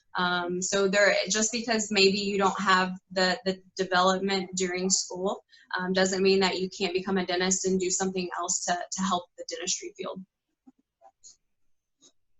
And they want to hear that on an interview question too. That's a very common interview question of, what happens if you get into dental school and you just don't have the hand-eye coordination, or you don't have the ability to do that. They want to hear that you're committed to dentistry, that you like that, and that you're willing to seek other options. Any other questions? That's a good question. I think I just saw a question that said, what causes the mouth to feel numb while getting a filling? So we numb a patient.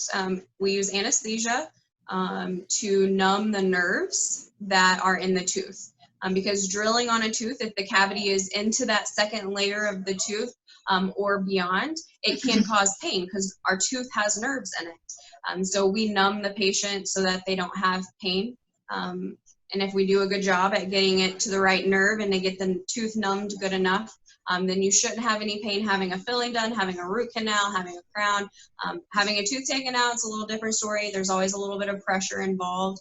That no amount of anesthesia is going to get rid of that pressure feeling. So getting people to realize that you still are going to feel pressure. It's still a little uncomfortable, but you shouldn't feel anything sharp or anything of that nature.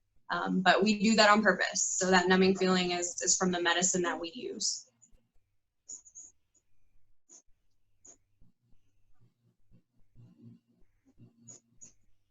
And my kids, I call it sleepy bubbles. I mostly only see little kids, so they don't ever get to see the shot. It is a shot. They never see the needle.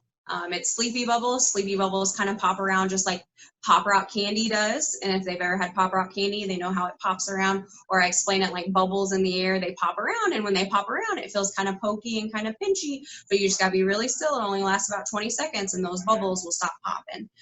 And I've done that on 4-year-olds. I think I've even done it on a couple of 3-year-olds.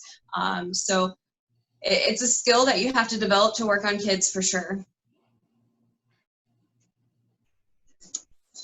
Were there any other questions that I didn't see? Get in and shadow your local dentists. A lot of times AHEC can help you with that if it's something you're interested in. I like it because I don't have on-call hours. I'm not going to the hospital random at night. I don't have any kids yet, but I plan to. I can have a family and work normal hours. And it's a great career field for anybody, but I think especially in the medical field, it's a great career for females too. So go shadow, see if you can handle it. There is, some undesirable things that you have to deal with as a dentist, but get in there and just get some experience and see if it's something you like. Looks like we have one more question. Can a whole tooth become overtaken by a cavity? Say that one more time. Can a whole tooth be taken over by a cavity? Yes. Absolutely. If you have a tooth that, you haven't been to the dentist in a long time, and you've let this cavity just go on, it may not even be causing somebody pain until all of a sudden it's gotten infected. When a cavity gets into the nerve of the tooth, an abscess or an infection can develop. And basically it could start from a little tiny of a needle point, little hole in your tooth that the bacteria has started making its way into your tooth. And your tooth is softer the further it gets into your tooth. And so it almost is like a mushroom effect and can spread out through the whole tooth. And yes, I see patients daily that have teeth that are just broken off because they never had their cavities fixed when they were small, like the x-rays that I showed you. If you fix them early and go routinely to the dentist and let them catch them when they're small, they'll be less of a problem versus not going for 7 years and then all of a sudden you've got a big problem that's not fixable anymore and then you have to have the tooth taken out. Okay. Well, we appreciate you, Kristen. Yeah. And You have a great day. So we appreciate you coming to talk to our students. So yeah, feel free. You have my email address if you want to share it. If anybody has any questions that they think of that they want to email me or ask me about applying to dental school or anything at all, you can share my email address with anybody you like. Okay, we appreciate it. Thank you. Thank you guys. Have fun.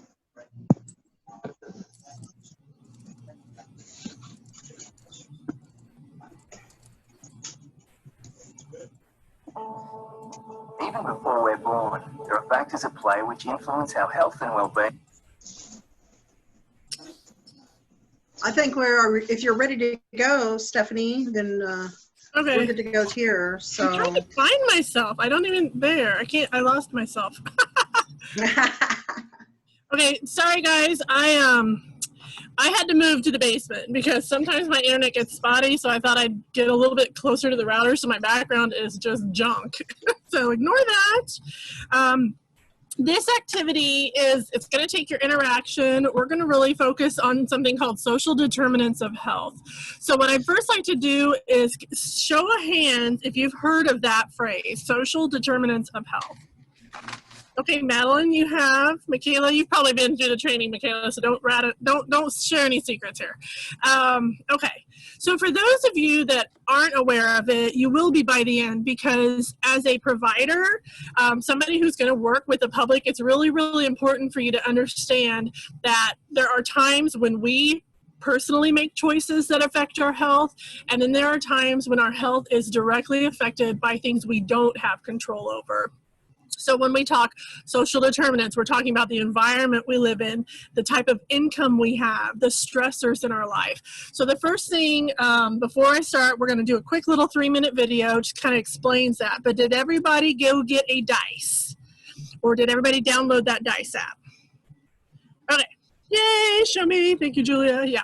So if not, download it real quick during the 3-minute video. Just any kind of app where you can click and roll a dice. Second is, if you were not, this is one of the worksheets. If you printed it, great. If you did not, it's fine. You just need a piece of paper. The third one is going to be this profile sheet. And again, if you could print it off, great. If you can't, I'm going to walk through it real quick. Was anybody able to go through this and build their character already based on rolling the dice? Nobody did it? All right, that's fine. We'll blow through it real fast. So let's start with the quick little what is social determinants. If I can get this to share. Sometimes I feel like it's like patting your head and rubbing your stomach at the same time to know what you're doing here. Okay. Can you see the YouTube screen? Can you, oh, that's not it. Hold on. 3 minutes. Can you see that? Does it see the blue screen? Somebody give me a thumbs up. Jesse, can you see that? You're the only face I can see. Sorry. Okay. Here we go. Even before we're born, there are factors at play which influence our health and well-being. The conditions in which we're born, grow, and live can affect us and our health in different ways. We also react to them in different ways.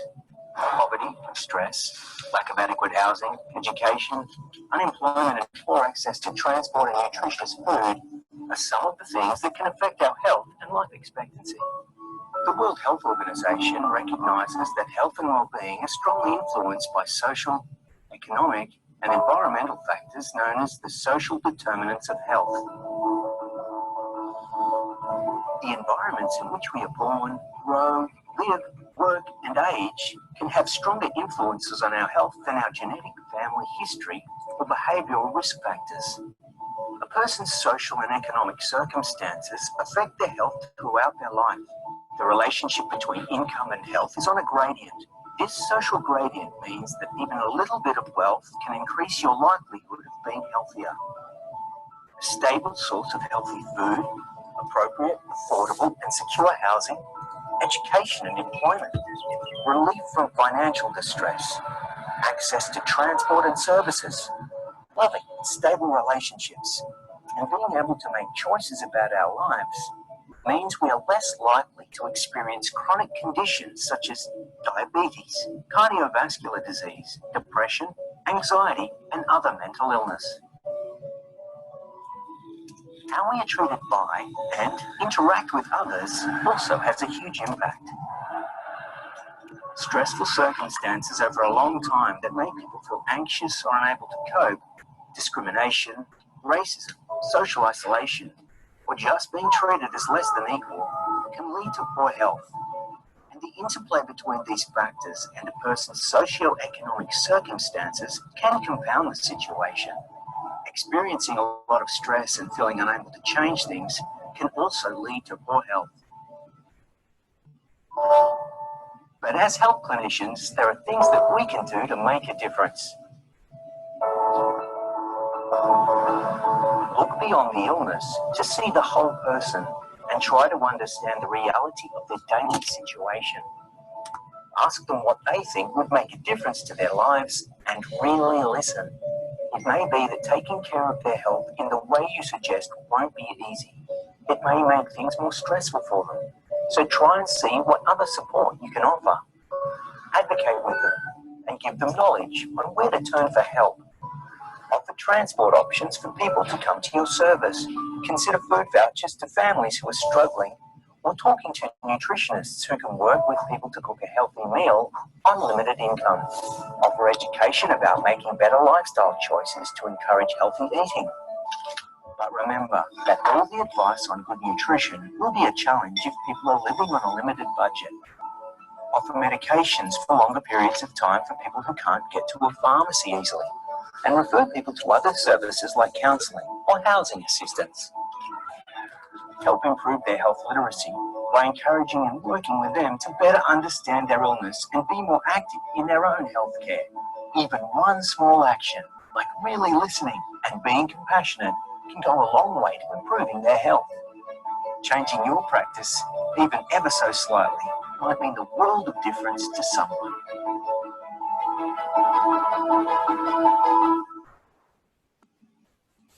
Awesome. Okay.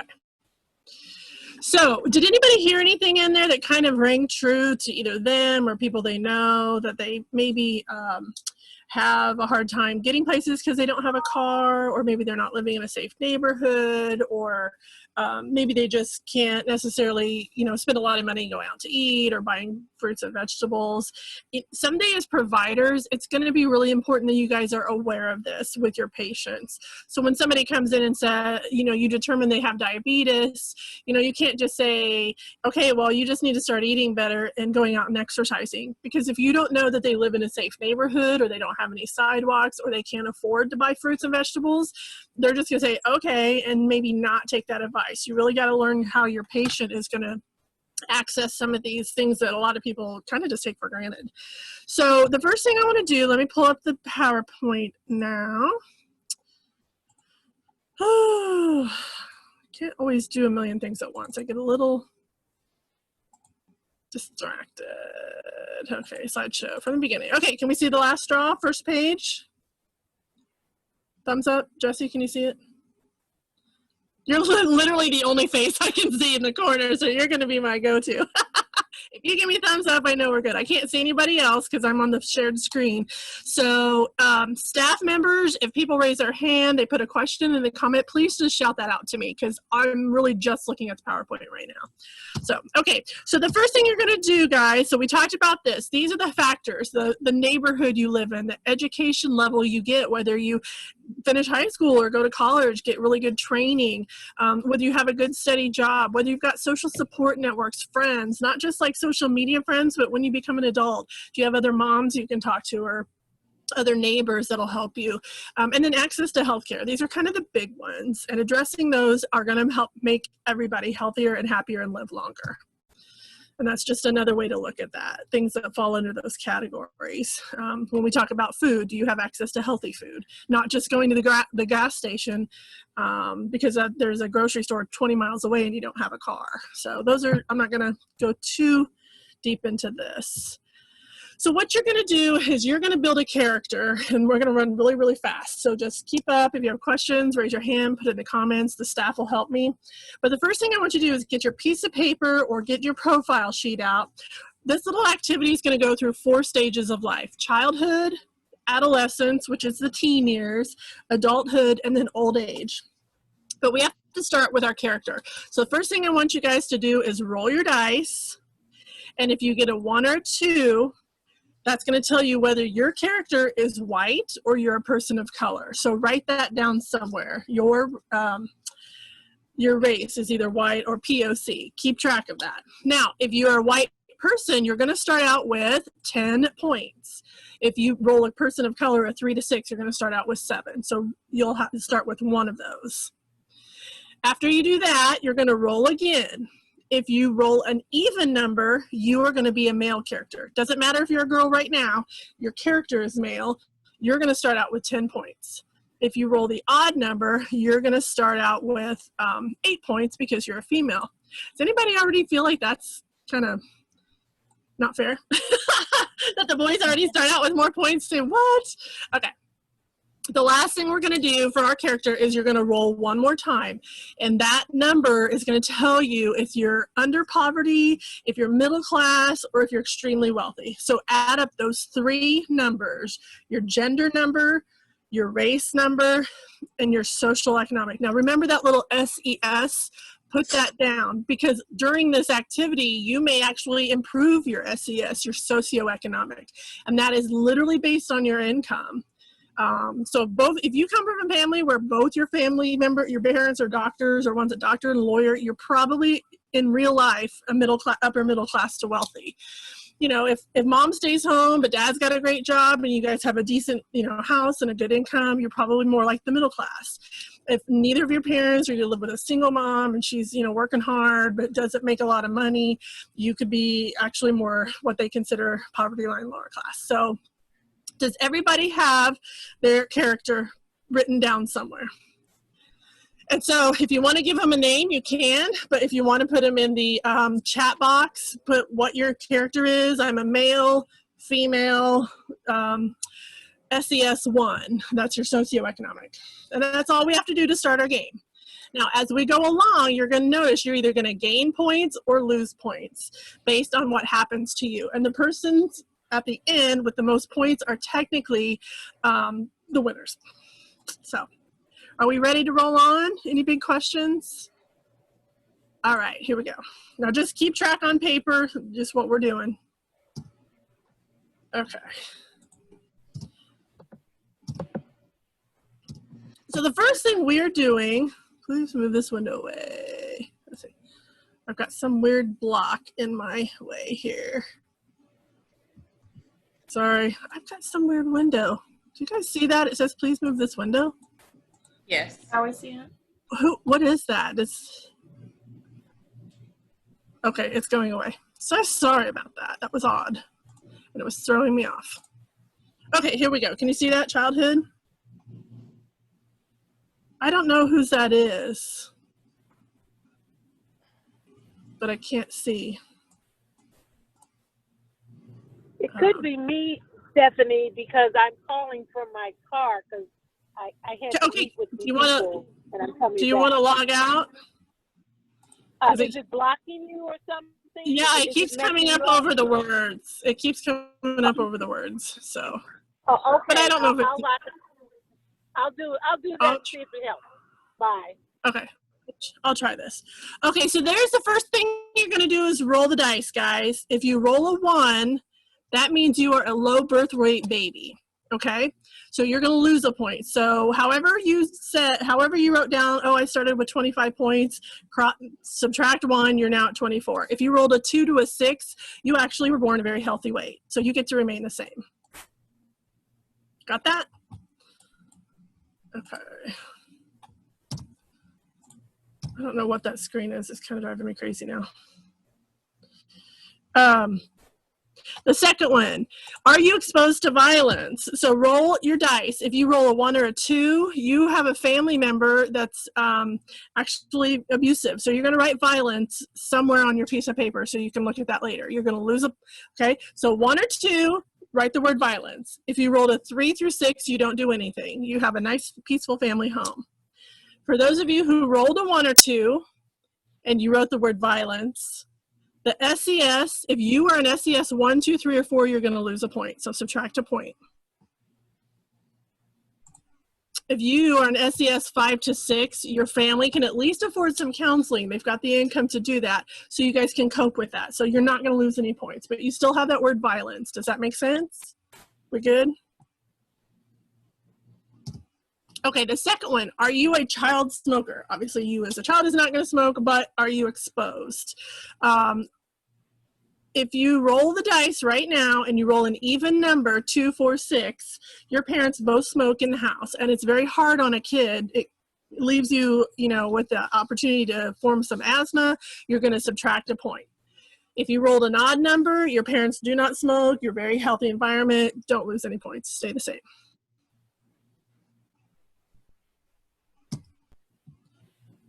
Okay, number 3, lunchtime in the cafeteria. So some of you, we're all kids, we're all at elementary school, roll your, don't roll your dice, look at your SES number. If you're in SES 1 or 2 and you come from a family with a very low income, you just eat the school lunch, and sometimes it's not always healthy. So you've got a lot of tater tots, you've got mystery meat, you're really not making a lot of good choices. So if you're in SES 1 or 2, you're gonna subtract a point. If you're 3 through 5, you've got Edna who throws you a few vegetables, and you're also learning about nutrition class because you go to a little bit better school, so you're going to remain the same. And if you're an SES 6, your mom packs a lunch, it's got organic food, it's very healthy, you get to gain a point. Are we good? Anyone? Anyone? Okay. So this is the next one. As a kiddo, we're going to the playground. Now, again, if you're in SES 1 or 2, you cannot afford, you live in an area where there's really not a good playground, and it's really not even safe for you to go outside, so you get to lose a point. So subtract 1 point. If you have an SES 3 to 4, you're kind of middle class, you do have a playground in your neighborhood, and maybe your mom or somebody will take you down there, and so you don't lose any points, you just stay the same. And if you are a social economic status 6, very well off, you have this beautiful playground, your parents can always take you, everything's great, super lucky, new equipment, you get to gain a point. Okay, mom loses her job, and that is not unusual right now with COVID, right? People are being kind of furloughed or kind of let go for a while. So when your mom loses your job, if you're already in that SES 1 through 4, she really struggles to find another job, income's low, bills are stacking up, you lose a point, and you're also going to drop another level. Now, if you're already a 1, just stay a 1, but if you were in SES 2, 3, or 4, go down 1. And cross that out and put, now you're, like if you were in SES 4, cross it out and put SES 3, because you've actually dropped down a whole socioeconomic status. If you're a 5 or a 6, maybe mom lost her job, but dad still got a good income. Mom's still looking for work. Nothing's really affected you too much, so you can stay the same. Okay, now we're going to school with some bullies. Roll your dice. If you roll an even number, you are bullied. Someone is bullying you, so lose a point. If you rolled an odd number, you are not bullied, so you don't lose any points. But regardless, if you have the word violence on your paper because somewhere you were in a violent family, you turn out to be the bully, so you will lose another point.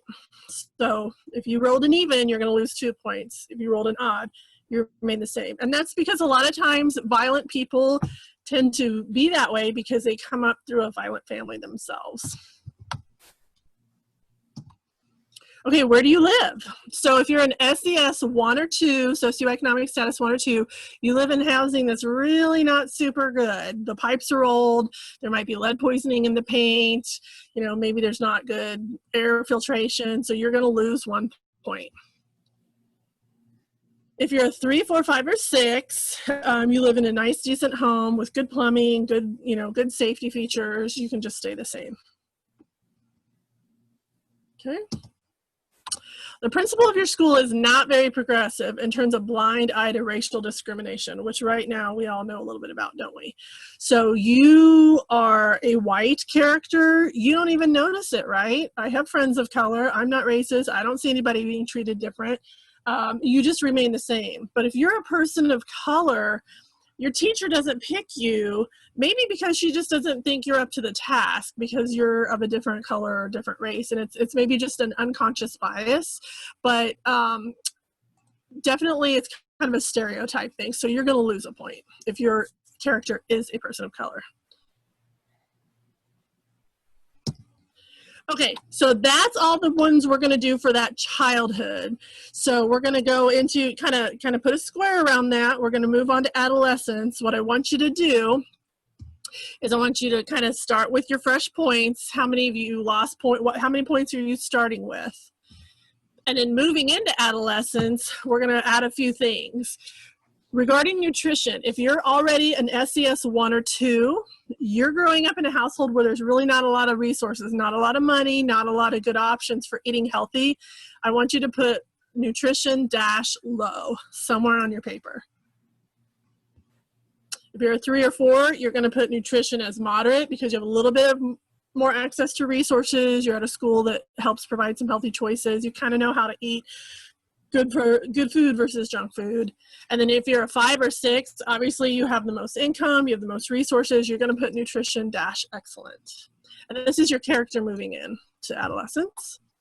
Regarding activity, same concept. If you're a socioeconomic status 1 or 2, you don't get playgrounds, you don't really get good areas with your school. Maybe you're in a school system that just really lacks those resources. You're going to put activity -low. If you're a 3 to 4, you're going to put activity -moderate because you at least get some physical activity. You have a good recess. Maybe you joined a team and you get some exercise. If you're a 5 or 6, put activity -excellent. Maybe you're on a club basketball team or a club volleyball team, or you're doing something above and beyond because your family can afford that. Private lessons for tennis, things like that. Okay, smoking, going into the teen years, roll your dice. If you rolled a 1 or a 2, then you think smoking is cool, which it's not. But you are going to be a smoker. So you're going to lose a point going into the first profile, and you're going to write the word smoker on your profile. If you rolled a 3 to 6, you are trying to smoke a few times and you didn't like it, so you're not going to take it up. So write non-smoker. You don't have to lose any points, just non-smoker. And I'm not sure we're going to delve into this, but this really does affect people. So roll your dice. If you're a 1, your character is going to be gay or lesbian, LGBTQ. If you're a 2, you're a heterosexual character. I may have taken those slides out for time's sake, but just put that on there, just in case we run into one. Okay, are we ready to go into the teen years? This is you guys right now, woo-woo, right? Okay, first of all, roll the dice. You're going to some crazy parties. What are you going to do? So roll the dice. If you roll a 1 or a 2, you're like, I don't do drugs, I don't drink alcohol, remain the same. If you roll a 3 or a 4, you might try something, but you are very cautious. You don't get in a car and drive. You make sure your friends have an eye out. You remain the same. And if you roll a 5 or 6, you are a partier, which I don't suggest. And you get into maybe a little bit of trouble, and so you're going to lose a point. Second, you attend a high school that has a lot of nasty cliques. So roll your dice. If you're a 1 or a 1, 2, 3, or 4, you feel like a loser and you don't have a lot of friends. So lose a point. If you're a 5 or 6, you're super popular. And normally I would say take 1 point from the person sitting next to you, but that's going to be kind of hard. So if you rolled a 5 or 6, just add 1 point to your list. Also, I don't know if Stephanie mentioned this, but when you run out of victory points, your character's dead. So yes, use a reaction to let us know. Vitality points, not victory points. But yes, if you get down to 0, I want you to put it in the chat box. My character died, and what was the last straw? What was that one thing that tapped you out of points? Because that's the whole point. What was that one thing that pushed you over that killed your character? So, and we'll want to see that in the column. Okay, so due to intense, thank you, Savannah, for pointing that out. Due to intense media and social pressure, you feel ugly and awkward. So roll the dice.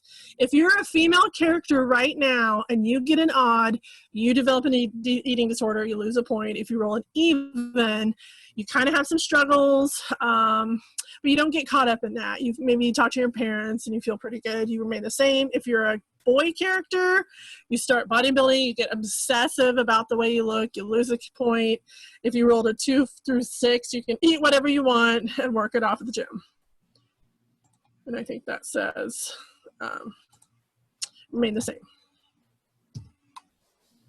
Okay, freedom, you got your driver's license, woo woo! So if you are a male student, roll your dice. You can see there, if you're a 1, you have a car accident because you're not paying attention, you lose all your chips. Oof. So do we have anybody with a male character that just lost all their chips because they crashed? I did. You did? And I can't see you, so put your name in the chat. That's so sad. I'm so sorry.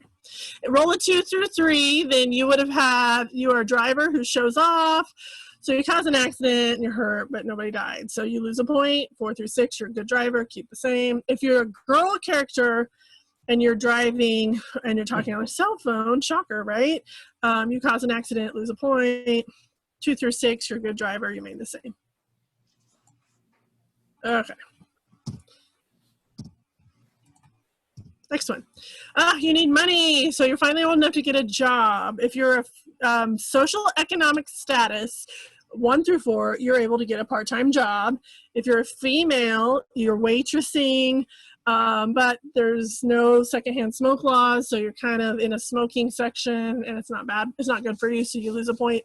If you're a male, SCS 1 through 4, you work at a gas station, just a lot of fumes, again, not good for you, you lose a point. If you are a socioeconomic status 5 or 6, your parents give you an allowance, so maybe you don't have to work, you remain the same. Okay, so teen years can be very taxing, we know that. You struggle with depression, sometimes you even feel suicidal. If your character is a socioeconomic 1 or 2, your parents do not have the benefit of any kind of health that will cover therapy or any medication, so you lose a point. If you're a 3 or 4, your family's health coverage doesn't cover therapy, but your parents cannot afford it, but your school has a counselor that helps out a little bit, stay the same. Or the higher your income and your socioeconomic status, your parents actually have insurance. They can provide you with something's in my way here. They can provide you with regular sessions, so you gain a point because you feel better. You're taking antidepressants. All right. You make an appointment with an optometrist. You realize you can't see very well. You need glasses. If you're a 1 to 2, you don't have any benefits. You really can't get any help. It's just hard to be at school. It gives you headaches. You lose a point. 3 and 4, your parents have a little bit of coverage, so you get some glasses. They're kind of ugly, so you don't wear them all the time. Stay the same. If you're a 5 through 6, you get super cool frames. Maybe they're CK or, Kardashian lit frames. I don't know. But you feel awesome and you can see, so you gain a point. Okay, that's it for the teen years. That one went really fast too, so kind of circle that. We're going to move on. Now, going into adulthood, I want you to roll your dice. If you roll an even number, you start to smoke now or you keep smoking, lose a point. If you have an odd even number. If you rolled an odd number, you don't smoke or you quit. So just stay the same. And then the activity and nutrition, roll your dice. If you rolled a 1 or 2, you're going to go down. So if you were already low, whatever's the lowest, low, you're just going to stay low. But if you were at moderate or high, you're going to go down 1. If you rolled a 3 or 4, don't do anything. If you rolled a 5 or 6, go up 1 level. So if you were at a low activity and nutrition, you're now moderate. So things have gotten a little bit better for you. Are we good? The second update we're going to make as adults is our education. This one's a little trickier. You're going to roll a dice, and then you're going to add that to your number. So if your number for socioeconomic is, say, a 3, roll your dice. Add that number. Let's say you roll a 5, add it to a 3. Your number's 8, and look at that score. If your score is 10 to 12, you've gone on to postgrad like Kristen Alexander. You're a dentist. Okay? You're going to move up a degree if your original socioeconomic was a 1, 2, 3, or 4. You get to move up to a 2, 3, 4, 5. If you're 5 or 6, stay the same. If your score was an 8 or a 9, you finished college, which is awesome. Again, if you started out as a 1 through 4, you move up. 5 or 6, stay the same. If your score, if you just rolled the dice and your score was 4, 5, 6, 7, you finished high school, you had high school graduation this year, you get to stay the same. If your score, if you were a socioeconomic, say 2, and you'd rolled a 1 and your score is 3 now, you will move down from a 2 to a 1 because you didn't even finish high school. You kind of dropped out somewhere along the way. And then the worst case scenario, you were a 1 to begin with and you rolled a 1, you got 2 points. You really can't move down from a 1, right? Okay. Does everybody kind of have their new social economic status where they're going to start this next session? Does that make sense? All right. Anybody questions? Any hands? Or I feel like I'm talking really fast. Okay. Here we go. Okay, so when you become an adult, if you were let's talk about student debt. If you were one of those kids or those, going into adulthood, those characters that you just completed high school, you are not going to do anything. But for those of you that just completed, like when you rolled your dice and got your score, if it said you completed college or you completed post-grad, you get to make a really good income now. So if your socioeconomic status is a 1 through 4, okay, you've got your job and you've been making some money, but not enough to pay off the debt, so lose a point. If you're a 5 or a 6, your parents maybe paid for it, or maybe you got a full ride scholarships, and so you don't have a lot of student debt, you're going to remain the same. So that debt can really weigh you down when you get older. Scholarship. Okay, so you've been given the opportunity to participate in a program, get some retraining, and move up. So I always like this one. If you were a character who only completed high school or less, you went back to school and now you have a degree. So increase your SES by 2. So if you came into adulthood as an SES whatever, and you were one of those kids that only when you rolled, you were high school or less, change that, move up 2 levels. But if you were already a kid that did college or post-grad, you're just going to stay the same. So you should be seeing your incomes fluctuate, your nutrition fluctuate, your job levels go up and down. So you're an established member of the working world. For some of you that completed a little bit of high school, but you didn't finish, you kind of have those jobs where you're constantly on your feet. It's a little exhausting and stressful. You're going to lose a point. If you completed high school graduation, you're going to remain the same because it's a decent job, decent pay, a little bit stressful. If you went to college, you have a good job, you were trained in it, maybe it's not the dream job, but you're still doing well, gain a point.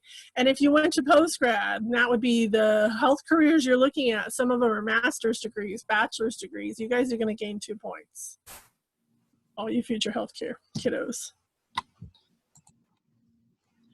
Okay, anybody suffer from migraines, you can raise your hand. I do once in a while. So if you're a socioeconomic 1 or 2 going into this, you cannot afford any kind of medication and you just are constantly feeling like poop because your head hurts, can't really see very well. You will lose a point. If you're at SES 3 through 6, you'll have good insurance. You can maybe take some part-time PTO, which is paid time off, get your medications, you feel a lot better, remain the same. Okay, unfortunately this happens. You lost your job. And if you only went to high school, you have no further training than just maybe on-the-job training. It can be really hard to find work, and you might have to go on social assistance like unemployment, which a lot of people had to do with COVID, or food stamps, things like that to kind of help. you're going to lose 1 point, and you're going to go down 1 level. So lose a point, and then you'll go from a 4 to a 3, 3 to a 2, change that SES level. If you at least went to college and had that college degree or the post-bac degree, you might struggle, but you find a job, you've got a lot of good training. You still lose a point because it took you a while, but at least you didn't go down economically because you were able to kind of foot the bills while you were waiting. Okay, you've been diagnosed with kidney cancer. This is sad. The cancer is invasive. Roll your dice. If you rolled a 1, I'm afraid it's incurable, and you're not going to be able to keep your points. You lose all your points, and you're a goner. If you rolled a 2 through a 6, they at least caught it early. You might have to lose your kidney, but you know you've got some good treatments going on, so you only lose 2 points. Okay, your kids bring home some nasty bug from daycare. So you're just spending a lot of time cleaning stuff up. So if you have a low activity or low nutrition level right now as your character, it's really going to be hard for you not to get sick, so lose a point. If you're moderate activity or excellent activity nutrition, you're pretty healthy. You're able to kind of keep that bug away, remain the same. Or let's say you wear a mask or you don't wear a mask, right?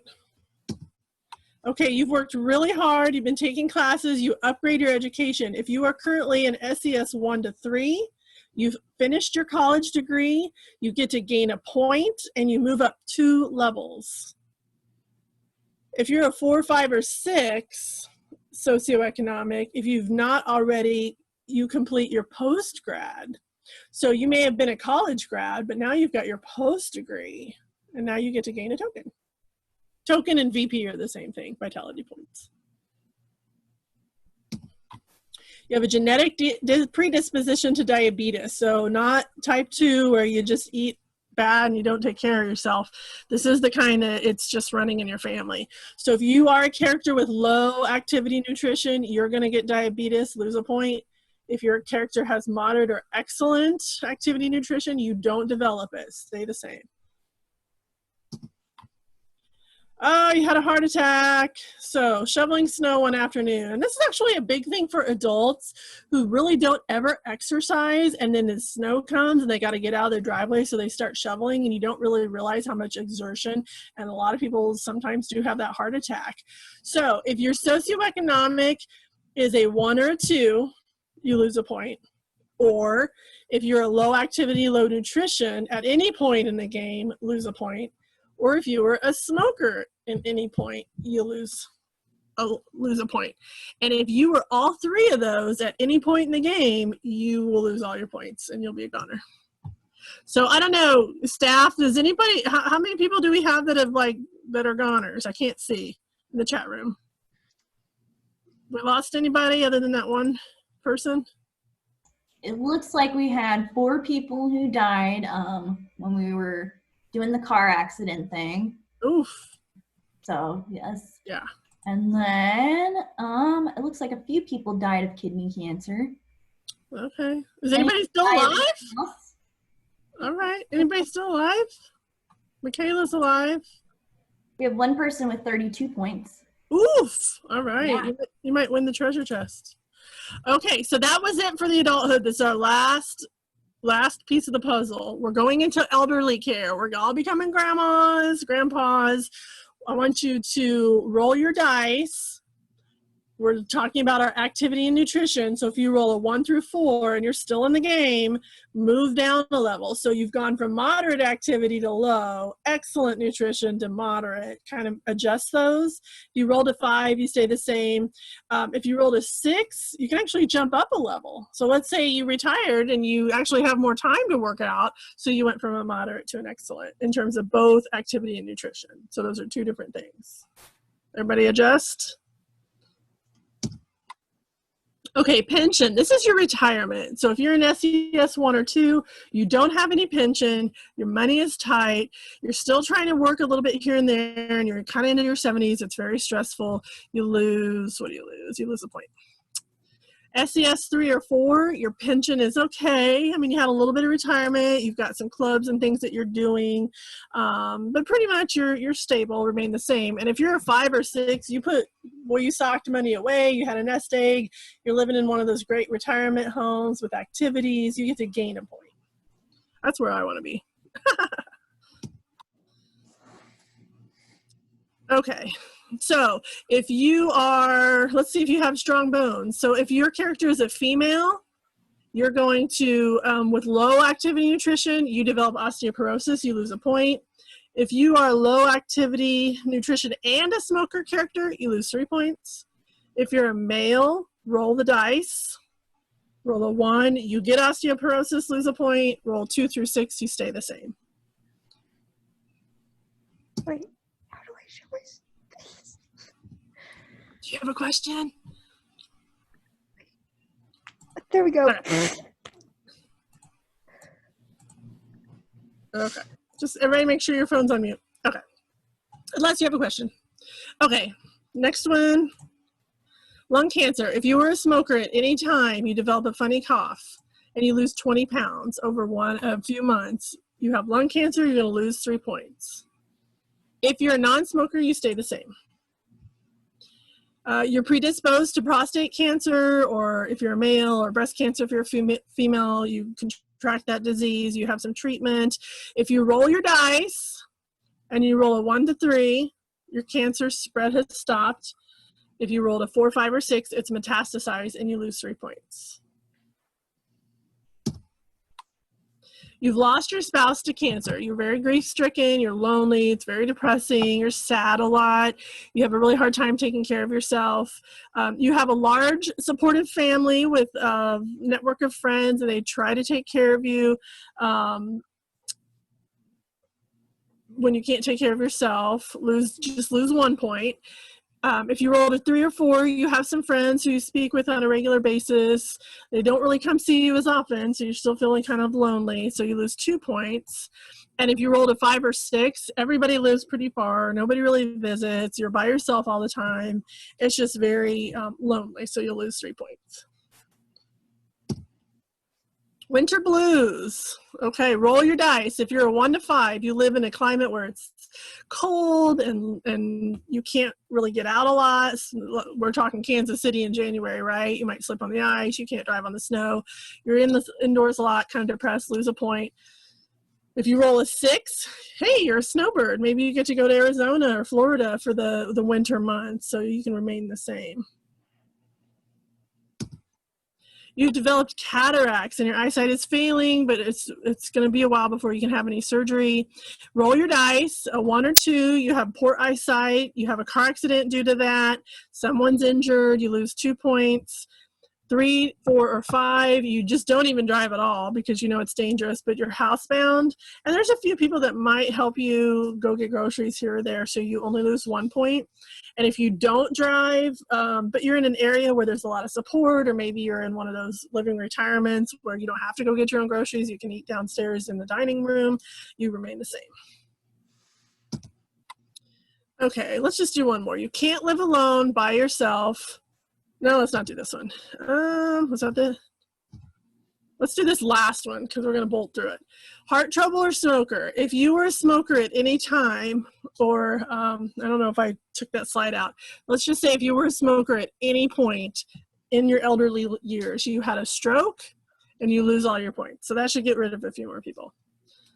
If you're still alive, roll your dice. If you roll a 1 to 3, you still have a massive stroke while you sleep. This happens. Lose all your points. Or roll a 4, 5, or 6. You have a small stroke that leaves you unable to perform certain things or talk really well, but you're still alive. You still can see family. You lose 2 points. Okay, so now that's kind of the end. Let's have... let's kind of see, show me, talk to me. Where is everybody? Because I can't see you. Who's still alive? Anybody? Do we have any I hate to say winners, but. We have some people who still have some points. Okay. Kayla. And so go ahead and put your name, put your points at the end. Put your points in the chat box. We want to see who really ended. Maybe we'll give a gift card to whoever had the most points. But here's a few things real quick. You guys take yourself off of mute, and let's answer a few questions. What was that one life event that caused you to? What was your last straw? What was that thing that caused your character to die? Smoking. Cancer. Cancer. Kidney cancer. Oof, cancer. Stroke. Stroke. And I got a lot of people. What were some of the factors that influenced your character's health? What tell me about your characters.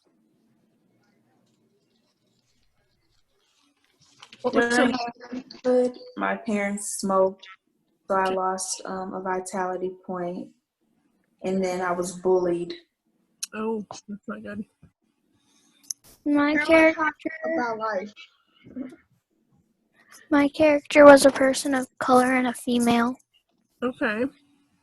Did you have any factors? Like, was she a smoker, or did she? Yeah, she was a smoker.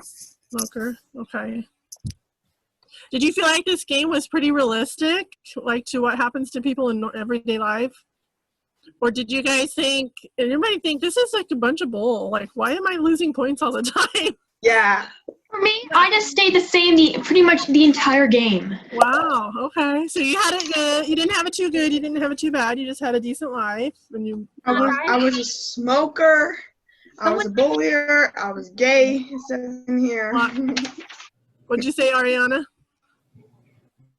Pretty much the entire game, I was staying the same. Okay. Mine, I was losing points every single time. And doesn't it feel like sometimes once you start losing points, it just keeps going, like it keeps getting worse and worse, like I can't catch a break sometimes. Yeah. Do you think this would be different if it were set in a rural area? How many of you live in a rural area? Like in a country, like not in the city? My grandparents do. Yeah. So if you lived like maybe an hour away from the city, do you think this would affect you differently? No, maybe not. Maybe your smoker's a smoker, right? But maybe access to stuff. And what if it were in a low-income country, like, you know, somewhere in Africa or somewhere in one of those countries where they just don't have access to stuff? Think it would be worse? Think it'd be about the same? About the same. Okay. Well, hopefully you guys at least learned a little bit about how these things you don't necessarily have control over will affect your life. And so when you become the nurse or the doctor, even the surgeon or, you know, pediatrician, you guys have to know that you have to ask these questions. You can't assume everybody comes in and they all have a nice home and a good job and that they can afford the medication. You really have to have conversations with your patients and get to know them and their scenarios so that you can best help them sort of navigate a healthy lifestyle. Any last thoughts on that?